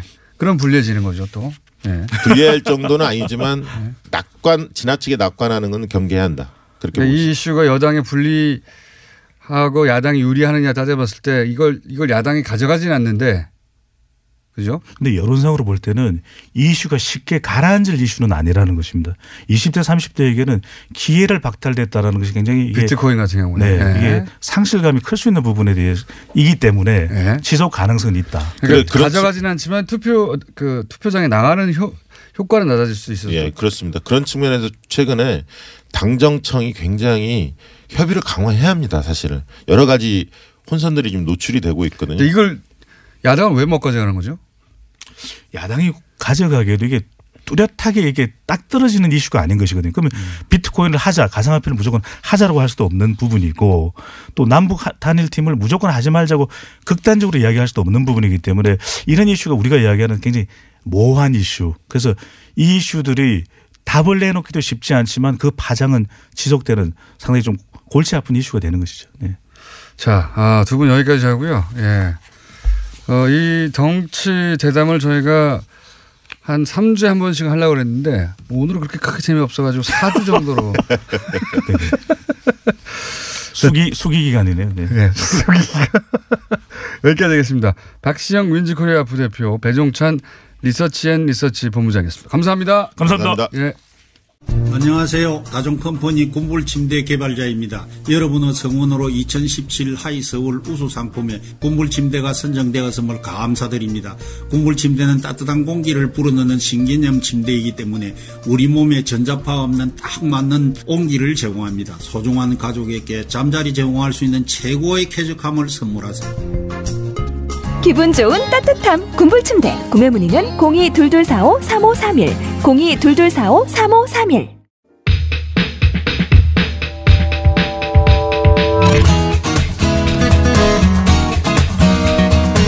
자, 오랜만에 시간 확보했습니다. 국제 인문결 연구소 소장님입니다. 임상훈 소장님 나오셨습니다. 안녕하십니까? 네, 안녕하십니까? 새로 만드신 팟캐스트 네. 사람들 좀 듣습니까? 예, 많이 듣습니다. 혼자 진행하시는데 그게 혼자 하면 재미없는데. 말은 제 혼자 하는데 그래도 이제 누군가가 듣는다고 생각을 하고 들으시면 같이 청중의 한 명이다. 저희가 하도 시간이 준비된 아이템들 다 소화 못하고 짧아서 준비했는데 다 못한 아이템들은 따로 혼자 팟캐스트를 해가지고 제공하시겠다고 해가지고 몇 명 됐습니까? 그래서 제가 숫자는 잘 모르겠는데 순위는 꽤 높이 올라가 있더라고요. 그래요? 몇 위 정도 합니까? 그러니까 두 가지에다 올렸는데 그 중에 하나는 올린 직후에는 뭐 8위까지도 올라가더라고요. 8위 무려 전체. 아니 저기 시사에서 그렇고요. 그 분야에서 8위. 전체에서 몇이더라? 30 몇이었나? 하여간 잘 모르겠. 제가 숫자를 기억을 잘 못해서. 자, 그럼 듣다 보면 재미없으면 또 떨어질 겁니다. 근데 뭐 제 마음대로 이렇게 막 되는 게 아니고 우리 PD가 하자는 대로 해야 되고 왜냐하면 우리 인문결 연구소가 이게 좀 블록체인 방식으로 운영이 되거든요. 블록체인 방식으로 된다는 거는 게릴라처럼 분산돼 있고 게릴라처럼 각자의 역할이 저기 분산돼 있는 데다가 무슨 일이 일어난지 다 공개가 돼 있고. 네, 그러니까 이게 이제 체계적으로 안 돌아간다는 얘기죠. 아니 그게 아니죠. 이게 그 피라미드식이 아니라 이 망처럼 이렇게 엮여 있다는 그런 얘기입니다. 그러니까 체계적으로 안 돌아가고 각자의 열의로 움직이는. 그렇죠? 아니 그 체계를 그렇게 보시면 안 되죠. 네. 체계라는 말의 정의를. 저는 그렇게 보겠습니다. 오늘 주제는 비트코인. 예. 네. 비트코인을 외신들은 어떻게 다루나 혹은 해외에서는 어떻게 규제가 이루어지고 있나 뭐 해외에서는 한국의 규제 관련 어떤 보도가 있냐 이런 얘기겠죠. 그렇죠. 네. 그러니까 비트코인 관련해서 이제 엄청 뉴스가 많아요, 사실 전 세계적으로. 맞습니다. 그 이제 더 넓게 보자면은 암호화 화폐 그 관련해서 특히 그 우리나라에서 지난 한 주 좀 길게 보면 한 열흘 동안 큰 이슈가 되지 않았습니까? 그 관련 보도들이 외신들에서 참 많이 나왔어요. 그렇죠. 네, 한국이 거래량이 전 세계에서 지금 가장 많거든요. 네. 네. 엄청나게 많아요. 엄청나게. 우리나라의 경제 규모에 비교를 했을 때 우리나라 인구 뭐 5천만 명이 좀 넘지 않습니까? 그리고 전 세계 인구의 뭐 불과 0.67%다 이렇게 이제 돼 있는데 미국이나 유럽 전체보다 많다는 게 말이 안 되잖아요. 우리나라에서 이루어지고 있는 거래량이 외신과 프랑스의 르피가로지가 보도한 바에 따르면은 전 세계 20%가 비트코인이 우리나라에서 거래된다고 하거든요. 세계 1위, 3위 거래소가 우리나라에 있는 걸로 제가 알고 있습니다. 네. 그리고 아까 말씀드렸지만 우리나라 인구 규모, 그다음에 우리나라의 경제 규모에 비했을 때 이거는 너무 심한 정도의 거래량이 우리나라에서 이루어지고 있고 과열된 건 확실하고요. 과열이라는 것은 그러니까 그 외신에서 보는 우리나라에서 이루어지는 그 비트코인의 거래 한마디 키워드로 정하자면 과열 이렇게 정리가 될 수 있을 것 같아요. 과열 투기 이렇게 보고 있습니다. 실제. 네, 맞습니다. 그래서 이제 예를 들어서 이제 가디언 같은 경우에는 어떤 보도가 나왔었냐면은 그 워렌 버핏 있죠. 그 투자의 귀재다 하는 그 사람의 말을 인용을 해서 이거는 뭐 저 말은 아닙니다. 워렌 버핏이 보기에 이 가상화폐의 종말은 부정적일 수밖에 없다라고 나는 확신한다 이렇게 얘기를 했거든요.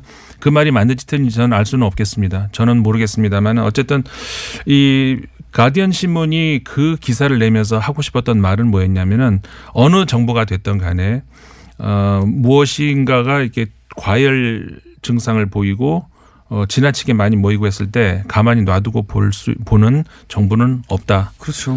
이렇게 어느 정부나 마찬가지입니다. 네, 이렇게 됐습니다. 그러니까 한국 정부가 관여를 하고 있다고 하는 것에 대해서 외신들이 볼 때 그거 당연한 거 아니냐 이렇게 보는 너무 것이죠. 당연한 거죠. 사실은 이 정도 과열되고 이 정도 투기성이면 그 기술 논란과 기술과는 무관하게 그 시장은 진정시켜야 되는 겁니다. 그렇죠. 네. 그러니까 우리가 뭐 이런 논란도 국내에서 많이 있는 걸로 알고 있는데 뭐냐면은 기술 발전을 왜 막냐 이렇게 되는데 그거는 혼동을 하고 있는 겁니다.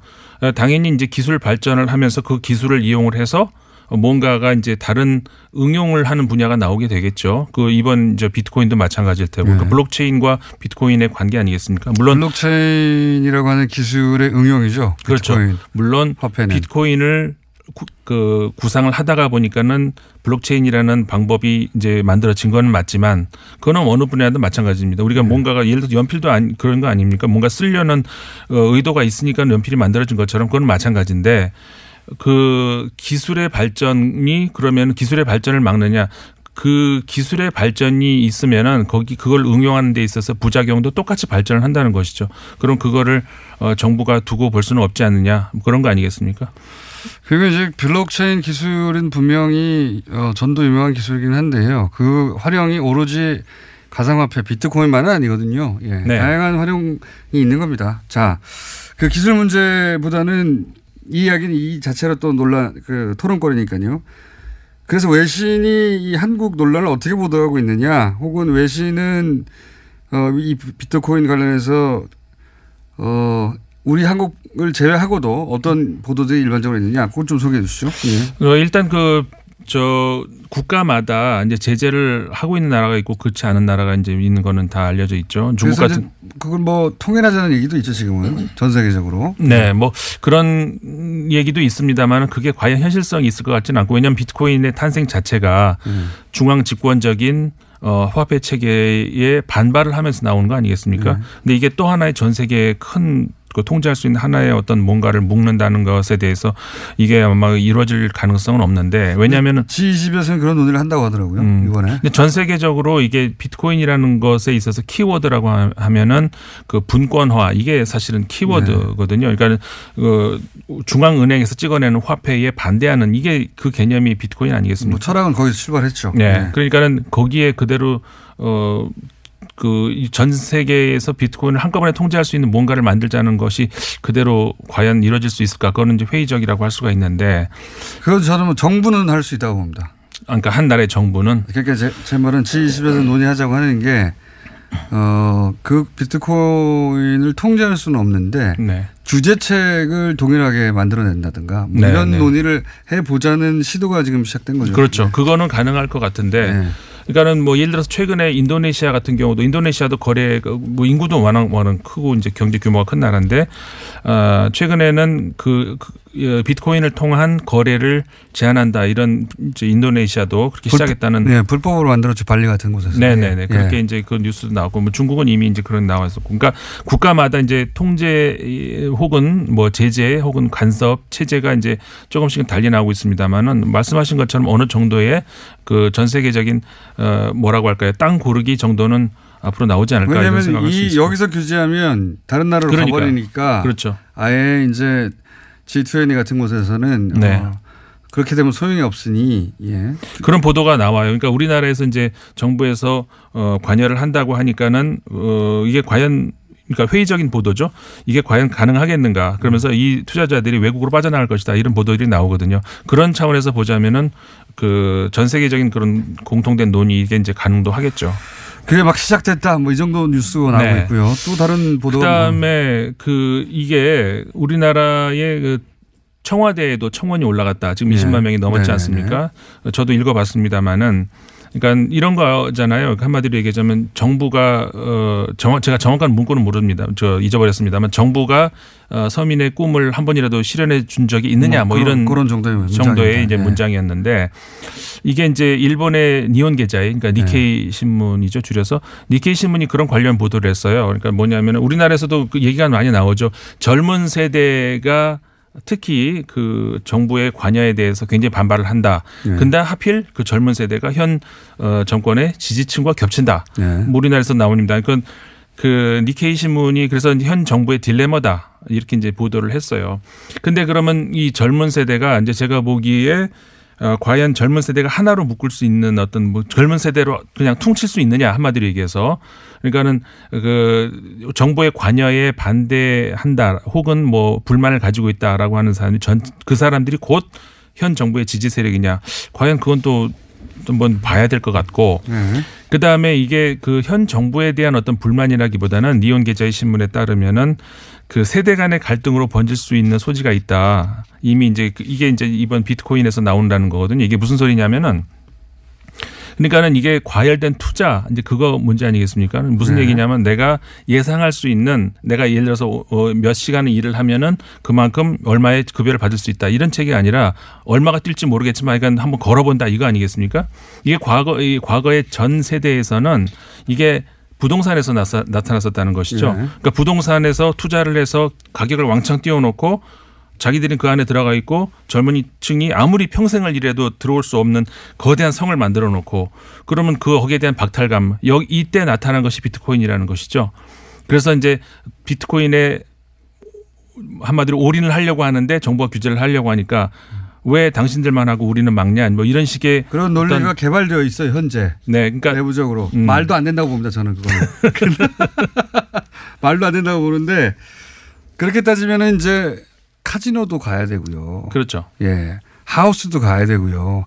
이게 사실은 한 방을 노리는 거거든요. 일확천금을 원하는 거예요. 네, 예. 그렇죠. 일확천금을 원하는데 일확천금을 노리는 것까지는 누구나 가지고 있는 사행심입니다. 그게 있을 수 있다고 생각하면. 그런데 그래서 오게 된 근데 이게 전 국민적 규모라고 할 수 있는 정도의 액수에 도달하고 있거든요. 네. 근데 안전장치가 없어요. 네네. 그럴 전혀 하다못해 뭐 도박장이나 이런 데는 몇 세 이상은 못 들어가고부터 시작해서 최소한의 안전장치라도 있잖아요. 그렇죠. 예. 그러니까 그 안전장치가 없다는 거 그게 문제가 되는 것이죠. 아무런 안전장치 이게 규제라고 볼 게 아니고 최소한의 안전장치가 실명으로 해라 뭐 기타 등등 최소한의 안전장치를 두려고 하는 겁니다. 보호장치라고 예. 보면 될 것 같은 것이 과거에 사실 네덜란드에 있었던 튤립 대란 그 사례를 찾아보시면은 바로 이해가 되실 것 같아요. 이게 어떤 의미에서 국가가 큰 어떤 그 문제가 될 수 있는 소지를 안고 있는지 그거는 과거에 그 튤립 대란하고 비슷한 그렇게 그렇죠. 이제 예. 사례가 될 수 있을 뭐 것 같아요. 폰지 사기 얘기도 나오고요. 기본적으로 똑같지는 않은데 이제 이런 얘기를 하면 일확천금 노리는 거 아니야? 그러면 이제 아니야 기술 때문이야 이렇게 변호가 나오죠. 그러니까 그건 또 이렇게 유해하는 거예요. 아까도 말씀드렸습니다만 기술 문제하고 이거는 투기 문제하고 전혀 다른 문제죠. 네, 기술을 규제한다는 게 아닙니다. 네. 인터넷도 그런 거 아닙니까? 인터넷 기술은 얼마나 활용도가 높은데 지금 뭐 얼마든지 인터넷을 통해서 다른 범죄도 있고 많이 있잖아요. 외신을 저항해 주셔야 되는데 오늘은 주장을 주로 하시고 이렇게. 아니 외신에서도 그렇게 얘기를 한다는 말씀 드렸잖아요. 알겠습니다. 임상훈 수사관이었습니다. 감사합니다. 네, 감사합니다. 안녕. 공직자건 공직자가 아니건 간에 자신들이 찍은 사람을 계속 추적해서 사찰한 거죠. 네. 불이익을 주고. 검찰 수사는 2번 이루어졌습니다. 네. 처음에는 2010년 이 사찰을 중심으로 이루어졌고요. 2012년에 재판 과정에서 증거인멸 과정이 있었다라는 폭로로 네. 그 장진수 전 주무관이죠. 여기서 폭로가 드러나면서 2번 이루어졌는데 5천만 원은 두 번째 폭로에서 그렇죠. 나옵니다. 그때 유명한 언론에 등장한 단어가 이제 디가우징입니다. 디가우징입니다. 예. 전혀 생소한 용어였는데 디가우징이라는 단어가 언론을 뒤집었죠. 예. 여기서부터 이제 이름이 많이 나오는데요. 예. 최근에 등장한 이름부터 정리를 해보겠습니다. 김진모 전 민정 2비서관이 인정한 5천만 원인데요. 예. 이 5천만 원은 관봉에 담겨져서 장진수 전 주무관에게 전달된 것으로. 이게 벌써 주무관 이런 거 우리 익숙하지 않은 용어입니다. 그렇죠. 비서관, 주무관 예. 굉장히 많이 나와요. 관리관도 나오고. 예. 김진모 민정 2비서관부터 출발을 해보겠습니다. 예. 김진모 비서관이 누구에게 전달을 하느냐. 예. 장성명 공직기관 비서관. 공직기강 비서관. 이 직책명도 이렇게 복잡한지. 여기도 청와대입니다. 예. 그리고 그다음에 류충렬 총리실 공직복무관리관. 이거 어떻게 배워요? 그렇죠. 복무관리관, 예. 기강비서관. 예. 여기서 류충렬 관리관이 장진수 주무관에게 준 겁니다. 전 주무관에게. 예. 예. 곳에 비서관, 관리관, 주무관 이렇게 복잡합니다. 그 앞에 또 이름 대어야 되죠? 그렇죠. 게다가 앞에 거는 민정이고 뒤에 건 총리실 산하예요. 예. 헷갈립니다 이거. 예. 이게 왜 이렇게 개통 없이 왔다 갔다 했나 보면은요. 둘 중에 하나죠. 하나는 이 사람들이 일사불란하게 움직였거나 또 하나는 급전 쓰다 보니까 이리저리 퉁치다가 이렇게 됐거나. 크게 보면 청와대 민정에서 총리실 넘어간 거예요. 그렇죠. 크게 보면 그런데 사람들이 막 왔다 갔다 합니다. 예. 자, 크게 보면 청와대에서 사건이 터진 총리실로 돈을 보냈다. 예. 간단하게 정리될 수 있는 게 민정 2비서관도 자금 출처가 국정원인 건 인정을 하고요. 예. 다만 나는 착복하지 않았다. 예. 민간 사찰 관련자에게 전달만 했다. 그러니까 단순 전달자라는 거를 지금 주장하고 있고요. 예. 그 장성명 공직기강 비서관 같은 경우에는 나는 지시를 받고 단순히 전달하기만 했다라고 진술한 것으로 알려져 있습니다. 그러니까 이 사람도 전달자라고 하는 거예요. 청와대 쪽에 있던 그 비서관들은 나는 전달만 했어요. 예. 이게 나왔고 그리고 나서 이제 돈을 당사자한테 직접 준 국무총리실. 네. 국무총리실에 있던 유충렬 관리관은 이거 장인이 준 겁니다. 2012년 당시에 그랬습니다. 장인이 준 겁니다 하고 이제 그래서 수사는 거기서 끊어져 버렸죠. 아예. 청와대 위로 안 올라갔어요. 그때. 당시 검찰은 장인이 준 것으로 믿었어요. 믿었다기보다는 그냥 여기서 끝내자. 그러니까 예. 당시는 총리실에서 끝내버린 겁니다. 이야기를. 맞습니다. 이게 청와대까지는 안 올라가고 민정까지는 안 올라가고 끊어졌던 것이 이제는 거꾸로 내려왔거든요. 지금은 그러니까, 수사가. 그렇죠. 그러니까 장인이 준 돈을 본인이 조폐공사에서 찍은 관봉으로 그냥 묶여진 상태에서 그러니까요. 한국은행에서 한 번도 쓰지 않은 이 관봉으로 5천만 원을 넘겨줬다. 장인이 그 한국은행 장이라든가 조폐공사 사장이면 가능할지도 모르겠습니다만은 예. 어쨌든 그런 상태였는데 검찰은 그걸 믿어준 거죠. 예. 여기서 게다가 장인은 사망한 상태입니다. 그렇죠. 예. 보통 이모 할머니나 장인 핑계를 많이 대죠. 예. 특히 사망하신 분들 예. 등장하게 되는데 예. 그렇게 사건이 덮였다가 이번에는 거꾸로 내려온 겁니다. 거꾸로 내려온 거예요. 예. 청와대 쪽에서부터 타고 내려와가지고 이 돈이. 예. 예. 여기서 중요한 거는 지시를 받고 그랬다라는 거예요. 그래서 지시라는 말이 등장하거든요. 예. 그러면 지시라고 하면 비서관 위에 지시를 할 수 있는 사람들이 여러 사람이 있지만 대표적으로는 당시 권재진 청와대 민정수석이 있고요. 예. 근데 이제 이 지시를 받았다고 한 사람 중에 제일 직위가 높은 사람이 현재까지 밝혀지기로는 김진모 이 비서관입니다. 그렇죠. 예. 근데 이분은 구속이 돼버렸어요. 구속이 됐다는 것은 확인이 됐다는 거죠. 그렇죠. 그러니까 요 위가 남은 겁니다, 이제. 위가 남은 거예요. 예, 사건 이해 가셨는지 모르겠는데 이제. 그러면 민정수석과 대통령 실장을 예. 곧 소환해서 조사를 해야 한다는 얘기입니다. 위에가 별로 안 남았어요, 이제. 네. 예. 비서관 위에는 민정수석이고요. 네. 그 위에는 이제 대통령입니다. 그렇죠. 요 두 칸이 남아 있는 상태다. 이명박 전 대통령 남았죠. 예. 그 아래부터 제일 고위직은 이미 비서관 중에 제일 고위직 돈을 받았다. 예. 돈을 나는 받았지만 건넸을 뿐이다. 그렇죠. 한 사람은 구속이 됐고요. 예. 예. 그리고 그 밑에 이제 이전에는 인정하지 않았던 사람 한 사람 남았고 네. 또 한 사람은 돈은 줬는데 곧 장애인이라고 했던 사람 남은 겁니다. 그렇죠. 네. 민간인 사찰에서 5천만 원 관복이 중요한 이유가 이 청와대 라인만이 아니라 국정원 라인으로 타고 올라갈 수 있는 거예요. 그렇죠. 그러니까 말하자면 김진모 민정 2비서관이 구속된. 구속된 국정원으로부터 받았다라고 하면 등장하는 사람이 모경만 당시 국정원 기조실장이거든요. 예. 모경만 당시 국정원 기조실장은 아주 대표적인 서울시 멤버입니다. 자, 이제 국정원으로도까지도 얘기를 하는데 서울시 멤버 하면 또 등장하는 인물 예. 원세훈 국정원장, 예. 당시 서울시장 이명박 전 대통령. 예. 이렇게도 원세훈 원장은 또 인정을 했어요. 그렇죠. 요 돈은. 예. 예. 그러니까 국정원에서 타고 내려온 나이는 다 끝났습니다. 끝났습니다. 예. 거기는 원장도 인정을 했고 그 돈을 그렇죠. 전달한 사람도 인정을 했고 그리고 청와대에서 민정 라인도 비서관과 비서관 아래. 자, 다음으로 넘어가기 전에 갑자기 또 생각이 났는데 저는 이 보수가 이 남남 갈등, 이게 남남 갈등이거든요. 남남 갈등을 북한이 유발한다고 하는데 보수가 유발하고 있는 거예요. 예.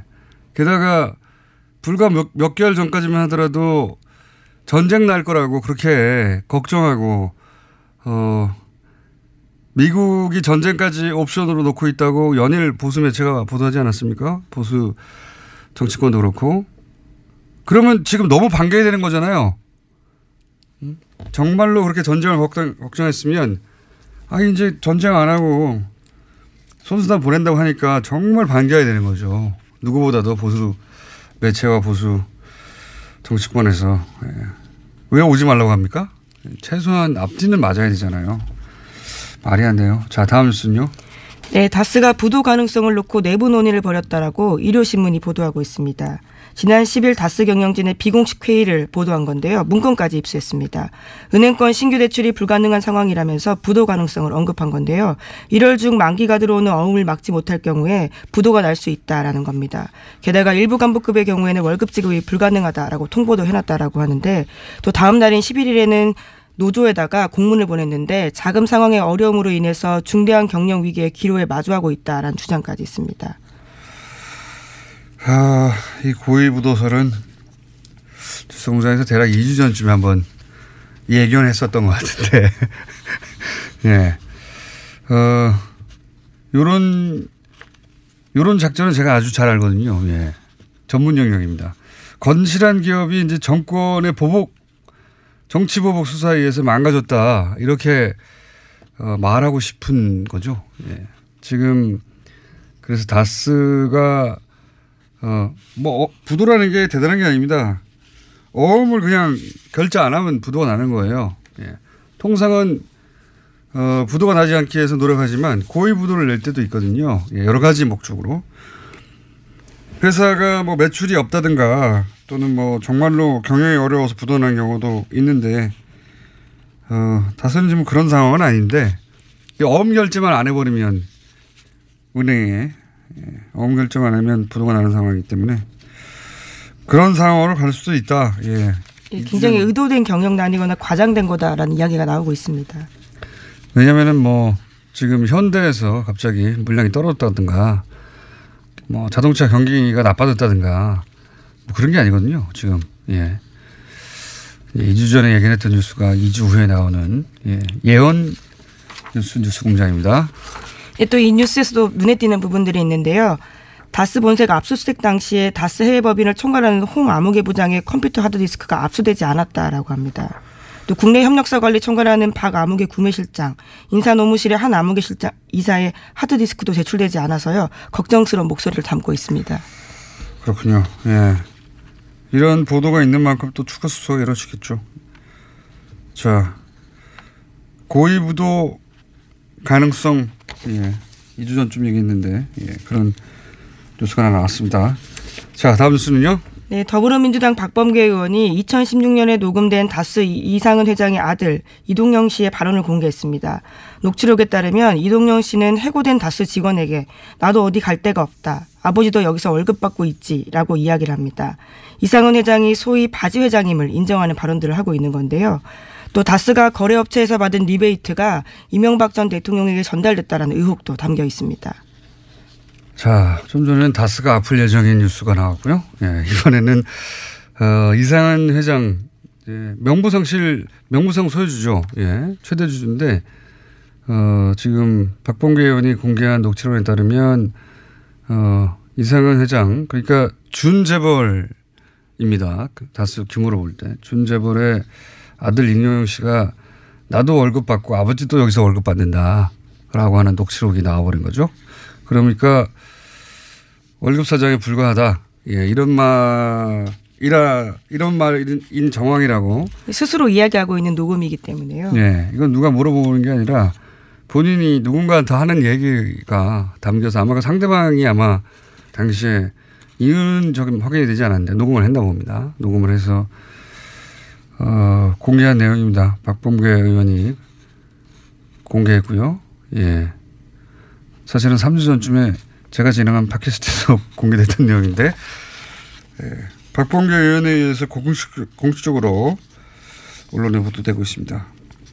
뭐 월급 사장 아니냐는 정황 혹은 뭐 주장은 굉장히 많았는데 예. 네, 그렇죠. 결제하지 않으면 500만 원 이상을 쓸 수 없었다라는 이야기들은 꽤 나온 바가 있습니다. 네, 근데 이제 직계 가족에 의해서 본인 입으로 이런 주장은 아니죠. 이런 이야기가 나온 건 처음이죠. 여기에 대해서 이제 이명박 전 대통령 측은 대응할 가치도 없다 이렇게 했더라고요. 예. 대응할 방법이 없죠. 가치가 없는 게 아니라 대응을 할 수 있으면 했겠죠. 예, 대응할 방법이 없습니다. 이렇게 말을 한 건 사실이니까요. 네, 또 수없이 나온 이야기이기 때문에 새삼스러울 것도 없다라고 이야기도 반박하고 있습니다. 네, 새삼스러울 것도 없고 사실. 안녕하세요, 김호준입니다. 제발 안 왔으면 좋겠다. 자유한국당은 북한 선수단의 평창 올림픽 참가는 최소화하고 예술단 공연은 아예 반대합니다. 공연을 통해 북한의 체제 선전이 된다는 거죠. 단일팀 역시 반대 사안을 IOC에 보냈습니다. 평창올림픽 남북 단일팀 추진 합의 여야는 특별법 제정을 통해 평화올림픽이 될 수 있도록 남북한 단일팀 구성 및 공동훈련 조성을 함께 노력한다. 2011년 8월자 기사입니다. 당시 여당 한나라당은 현재 자신들이 반대하는 모든 내용을 먼저 제안했었죠. 단일팀도 마찬가지입니다.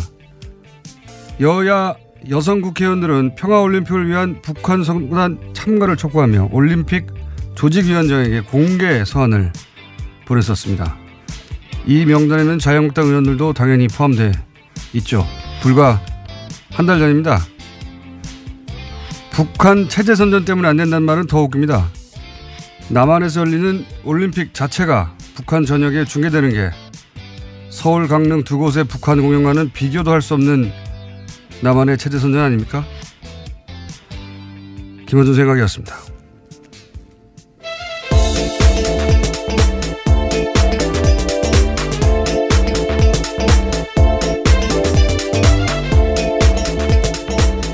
시사일의 김은지입니다. 예. 월요일인데 컨디션 어때요? 네. 네, 안 좋습니다. 네. 예, 좋도록 노력하겠습니다. 좋도록 노력하겠습니다. 어떠신가요? 저는 항상 안 좋습니다. 아침에는. 이 장단기 기억 상실. 예, 이거는 정치권에 원래 만연해 있는 질환입니다. 네. 본인들이 주장했던 거 바로바로 뒤집는 게 특기예요, 특기. 예, 다시 발동됐습니다. 자유한국당이 북한 관련해 가지고 남북 단일팀 추진 혹은 뭐 특별법 제정 또는 올림픽 조직위에 북한 선수단 참가 촉구 이거 다 했던 거예요. 예. 근데 이제 온다고 하니까 체제선전이라는 말이 제일 웃깁니다. 저는. 예.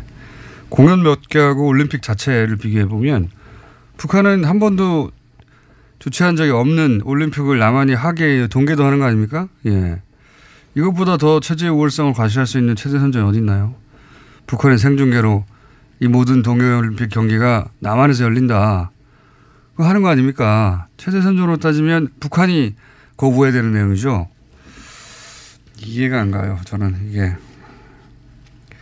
자, 첫 번째 뉴스는 뭡니까? 네, 주말 동안의 가장 화제의 뉴스는 김희중 전 청와대 제1부속실장의 한국일보 인터뷰였습니다. 물론 북한 관련된 뉴스도 많았지만요. 이 뉴스가 아주 화제에 올랐습니다. 이명박 전 대통령의 성골 집사라고 불리는 인물인데 특활비 수사의 키맨으로 떠올랐습니다. 김 전 실장은 국정원에서 받은 돈은 김윤옥 여사 쪽 행정관에게 직접 줬다라고 밝혔는데요. 또 특활비는 김백준 전 청와대 총무기획관 통로가 있고 자기에게도 통로가 있는데 서로 간에 몰랐다라고 이야기했습니다. 그리고 자신은 윗선에 보고했다라고도 이야기했고요. 이게 사실 가장 핫한 뉴스였는데 이게 포털에 메일에 등장하지 않은 이유를 모르겠어요. 저는. 핵심은 이거죠. 제2부속실에 준 게 아니고 예. 제2부속실은 이제 공식적으로 부인의 행사 의전 담당하는 곳입니다. 공식적인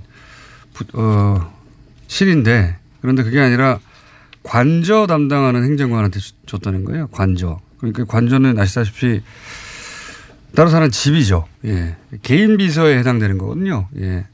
그러니까 공식적인 실이 아니라 개인 비서에게 줬다는 겁니다. 그만큼 그 돈은 은밀히 줬다는 얘기가 되는 것이고 여기서 이제 사이드로 계속 화제가 되는 게 그 명품 구입했다 뭐 터무니없다 이런 얘기인데 사실 이걸 김희중 전 실장이 이렇게 말했을 리는 없지 않겠나. 왜냐하면 알 수 있는 위치에 있지 않지 않습니까? 네, 본인도 그것은 아니다라고 이야기하고 있습니다. 동행하지 않았기 때문에 미국에 동행하지 않았기 때문에 본인이 알 수 없는 위치에 있었는데 이런 말을 했을까 하는 의심이 들긴 합니다.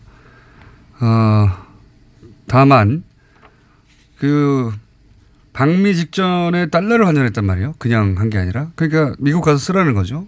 네, 그 부분을 진술한 겁니다. 그렇죠. 네. 그리고 사실은 사적 용도가 아니면 이렇게 따로 가져갈 이유가 없지 않습니까? 예, 공식 행사에는 따로 돈 들 일이 1억씩이나 돈 들 일이 있겠어요? 예, 그런데 달러를 1억을 환전해서 줬다는 것은 그리고 그게 국정원 특활비라는 것은 흔적에 남지 않기를 원했다는 것이고 그러니까 당시 현지에서 이렇게 이제 논란이 되는 명품 샵에 가서 쇼핑이 있었는지 확인하면 개연성 정도는 이제 드러나겠죠. 그런데 입증은 불가능한 사안인 것 같다.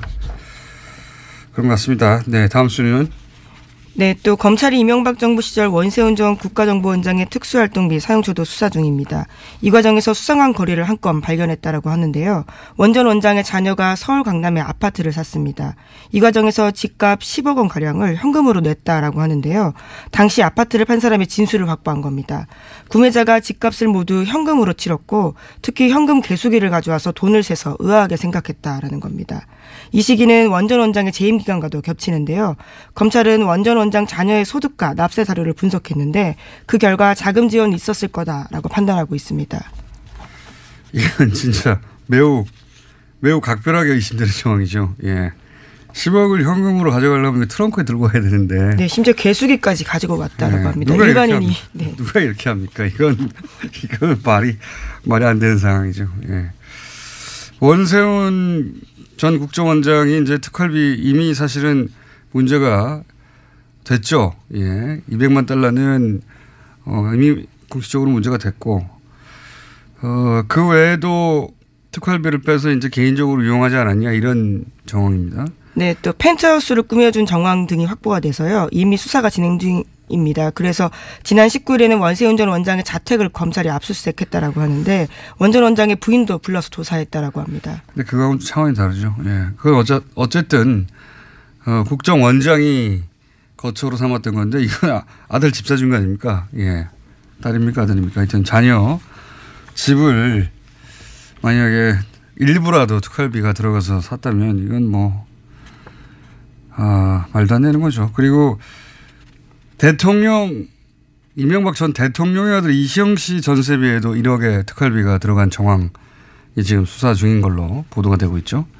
네, 다양한 집값들이 나오고 있습니다. 지난주에 내곡동 관련돼서도 말씀드린 바가 있는데요. 거기도 국정원 특활비 6억에 대해서 TV조선이 보도한 바가 있습니다. 네. 박근혜 전 대통령의 사저 기름값은 아무것도 아니었어요. 예, 이런 정황들이 만약에 수사 결과 드러나게 된다면 골 때리네요. 다른 말을 하려고 했는데 생각이 안 납니다. 자, 다음은요. 네, 검찰이 이명박 정부 시절 민간인 사찰 폭로를 막는 데 국정원 특활비가 쓰였다라는 의혹에 대해서도 조사 중인데요. 이번 검찰 조사에서 당시 정부 인사의 진술이 바뀌었다고 JTBC가 보도했습니다. 검찰이 어제 류충렬 전 국무총리실 공직복무관리관을 불러 조사했는데요. 이 인사는 장진수 전 주무관에게 입막음용으로 5천만 원을 준 혐의가 있습니다. 과거에도 조사가 있었는데요. 2012년에는 자신이 장인에게 받은 돈이라면서 5천만 원의 출처에 대해서 그렇게 주장했습니다.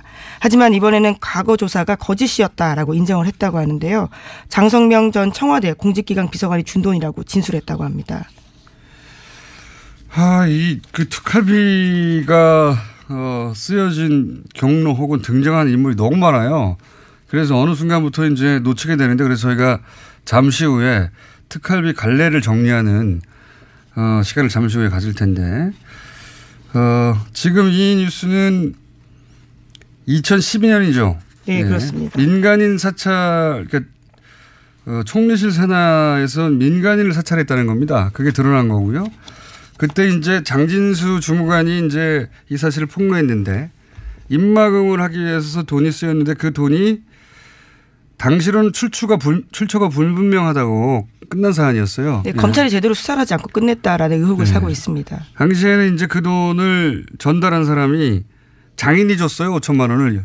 이 말을 믿고 그냥 넘어갔거든요. 네, 그런데 믿지 않았죠. 예, 그렇죠. 네. 하지만 띠지가 있었습니다. 말도 안 되는 거죠. 네. 예. 장인이 그 한국은행에서 바로 돈을 가져와 가지고 관봉 상태로 줬다는 게 말이 안 되는데 근데 그냥 그때는 그냥 넘어갔어요. 예, 넘어갔는데 사실 이 관봉이 아니어도 말이 안 되죠. 총무실 직원이 왜 사비 5천만 원을 털어가지고 줍니까? 말도 안 되는 건데 그때는 그냥 넘어갔습니다. 근데 지금 이게 이제 돈이 대체 특활비는 맞는데 어떤 경로를 통해서 흘러왔는지를 지금 수사하는 과정에서 그때 당시에는 부인이 했던 사람들이 다시 불려 나오고 있는 겁니다. 네. 네, 이미 구속되기도 했는데요. 김진모 전 민전 2위 비서관 같은 경우에는 국정원 5천만 원 민간인 사찰 관련자에게 줬다라고 이야기하고 있습니다. 지금 흐름도는 이제 민정수석에서 민정비서관으로 갔다가 그리고 수석. 공직기강비서관으로 갔다가 다시 총리실 관리관으로 간 것으로 지금 보이는데 중간이 빠졌었거든요. 예, 이 중간을 수사한다는 이야기입니다.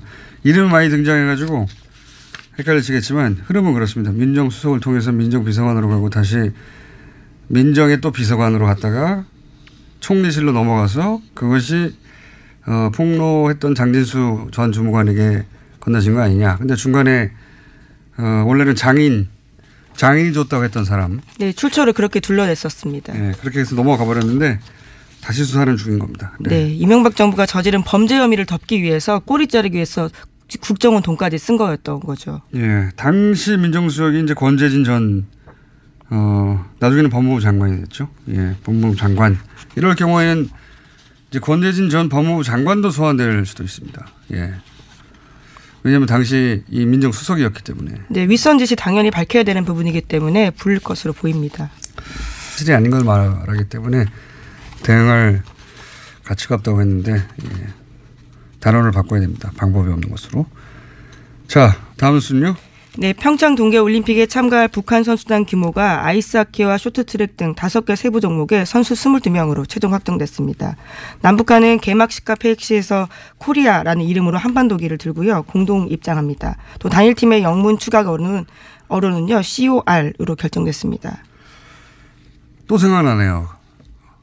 아마 지금도 검색하면 포털에서 금방 확인할 수 있을 텐데 2014년 때 아시안게임 때 그때도 북한 응원단 왔었거든요. 예. 사실은 우리가 세세히 다 기억을 못해서 그렇지 북한 응원단 굉장히 많이 왔어요. 많이 왔는데 박근혜 전 대통령 때 아시안게임 할 때도 왔습니다. 그때 왔는데 북한 응원 나선 새누리당 의원들 검색하면 사진 쫙 나옵니다. 지금 SNS에 꽤 돌고 있습니다. 그러니까요. 저도 봤는데요. 북한 응원단하고 나란히 앉아가지고 아주 좋아하고 있어요. 당신은 새누리당이죠. 예, 새누리당 의원들이 북한 같이 응원하면서 북한을 응원합니다. 예, 난리가 났겠죠. 지금 만약에 거꾸로 하고 있으면 장단기 기억 상실입니다. 자, 다음 뉴스는요. 네, 네이버가 경찰에 수사 의뢰를 했습니다. 댓글을 이용해서 여론 조작이 벌어지고 있다라는 주장이 있어서인데요. 만약에 그렇다면 포털 사이트에 대한 업무 방해가 된다라고 보기 때문에 경찰이 수사해달라고 했습니다. 관심사네요. 근데 네이버가 먼저 이제 경찰에 수사 의뢰했다는 거죠. 예. 그런데 네이버 측에서는 이제 누군가 일부러 그랬다면 그것은 업무방해, 네이버의 업무방해 맞죠. 혐의가 있으니 수사해 달라는 건데 네이버가 여기서 단순히 피의자이기만 한지 따져볼 정황도 꼭 살펴봐야 한다고 하는 것이 뭐 인터넷상에서 많이 돌고 있습니다만 여러 가지 방식인데 이런 것도 있거든요. 예를 들어서 어떤 기사가 있는데 그 기사가 이제 그 메인에 노출될 기사예요. 그런데 정부의 우호적인 댓글이 달려 있었어요. 근데 1보, 2보 이런 식으로 기사가 바뀌지 않습니까? 판갈이. 똑같은 내용의 기사인데 이제 2보가 됐는데 짧은 시간 내에 정반대로 부정적인 댓글이 많아요. 그런데 1보, 2보 내용은 하나도 바뀐 게 없어요. 그럼 1보가 그냥 걸려 있으면 되는데 2보로 바꾼다. 부정적인 댓글이 많아있는. 이런 식의 이제 의혹이 있습니다. 물론 네이버에서는 당연히 1보에서 2보로 바뀌었으니 판결을 했다고 할 수도 있고, 예. 근데 똑같은 내용이기 때문에 기사가 한 토시 하나 틀리지 않고, 똑같은 기사를 2보로 바꾼 다음에 부정적인 댓글이 많은 기사를 노출한 거 아니냐 이런 의혹도 있죠. 네, 따져볼 게 그 많을 것 같습니다. 부분까지 이번 경찰 수사에 포함될지는 모르겠습니다. 그러니까요. 자, 오늘 여기까지 해야 될 것 같습니다. 자, 단기 기억 상실은 이번 가려가 필요하다. 예, 걱정된다. 시사인의 김은지였습니다. 감사합니다.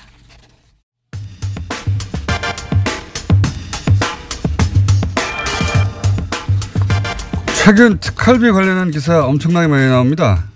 그런데 사건도 복잡하고 이름도 많이 등장하고, 예, 인물들의 직책도 많고 해서 오늘 이 특활비 관련해서 정리하는 시간을 잠깐 가져보려고 합니다.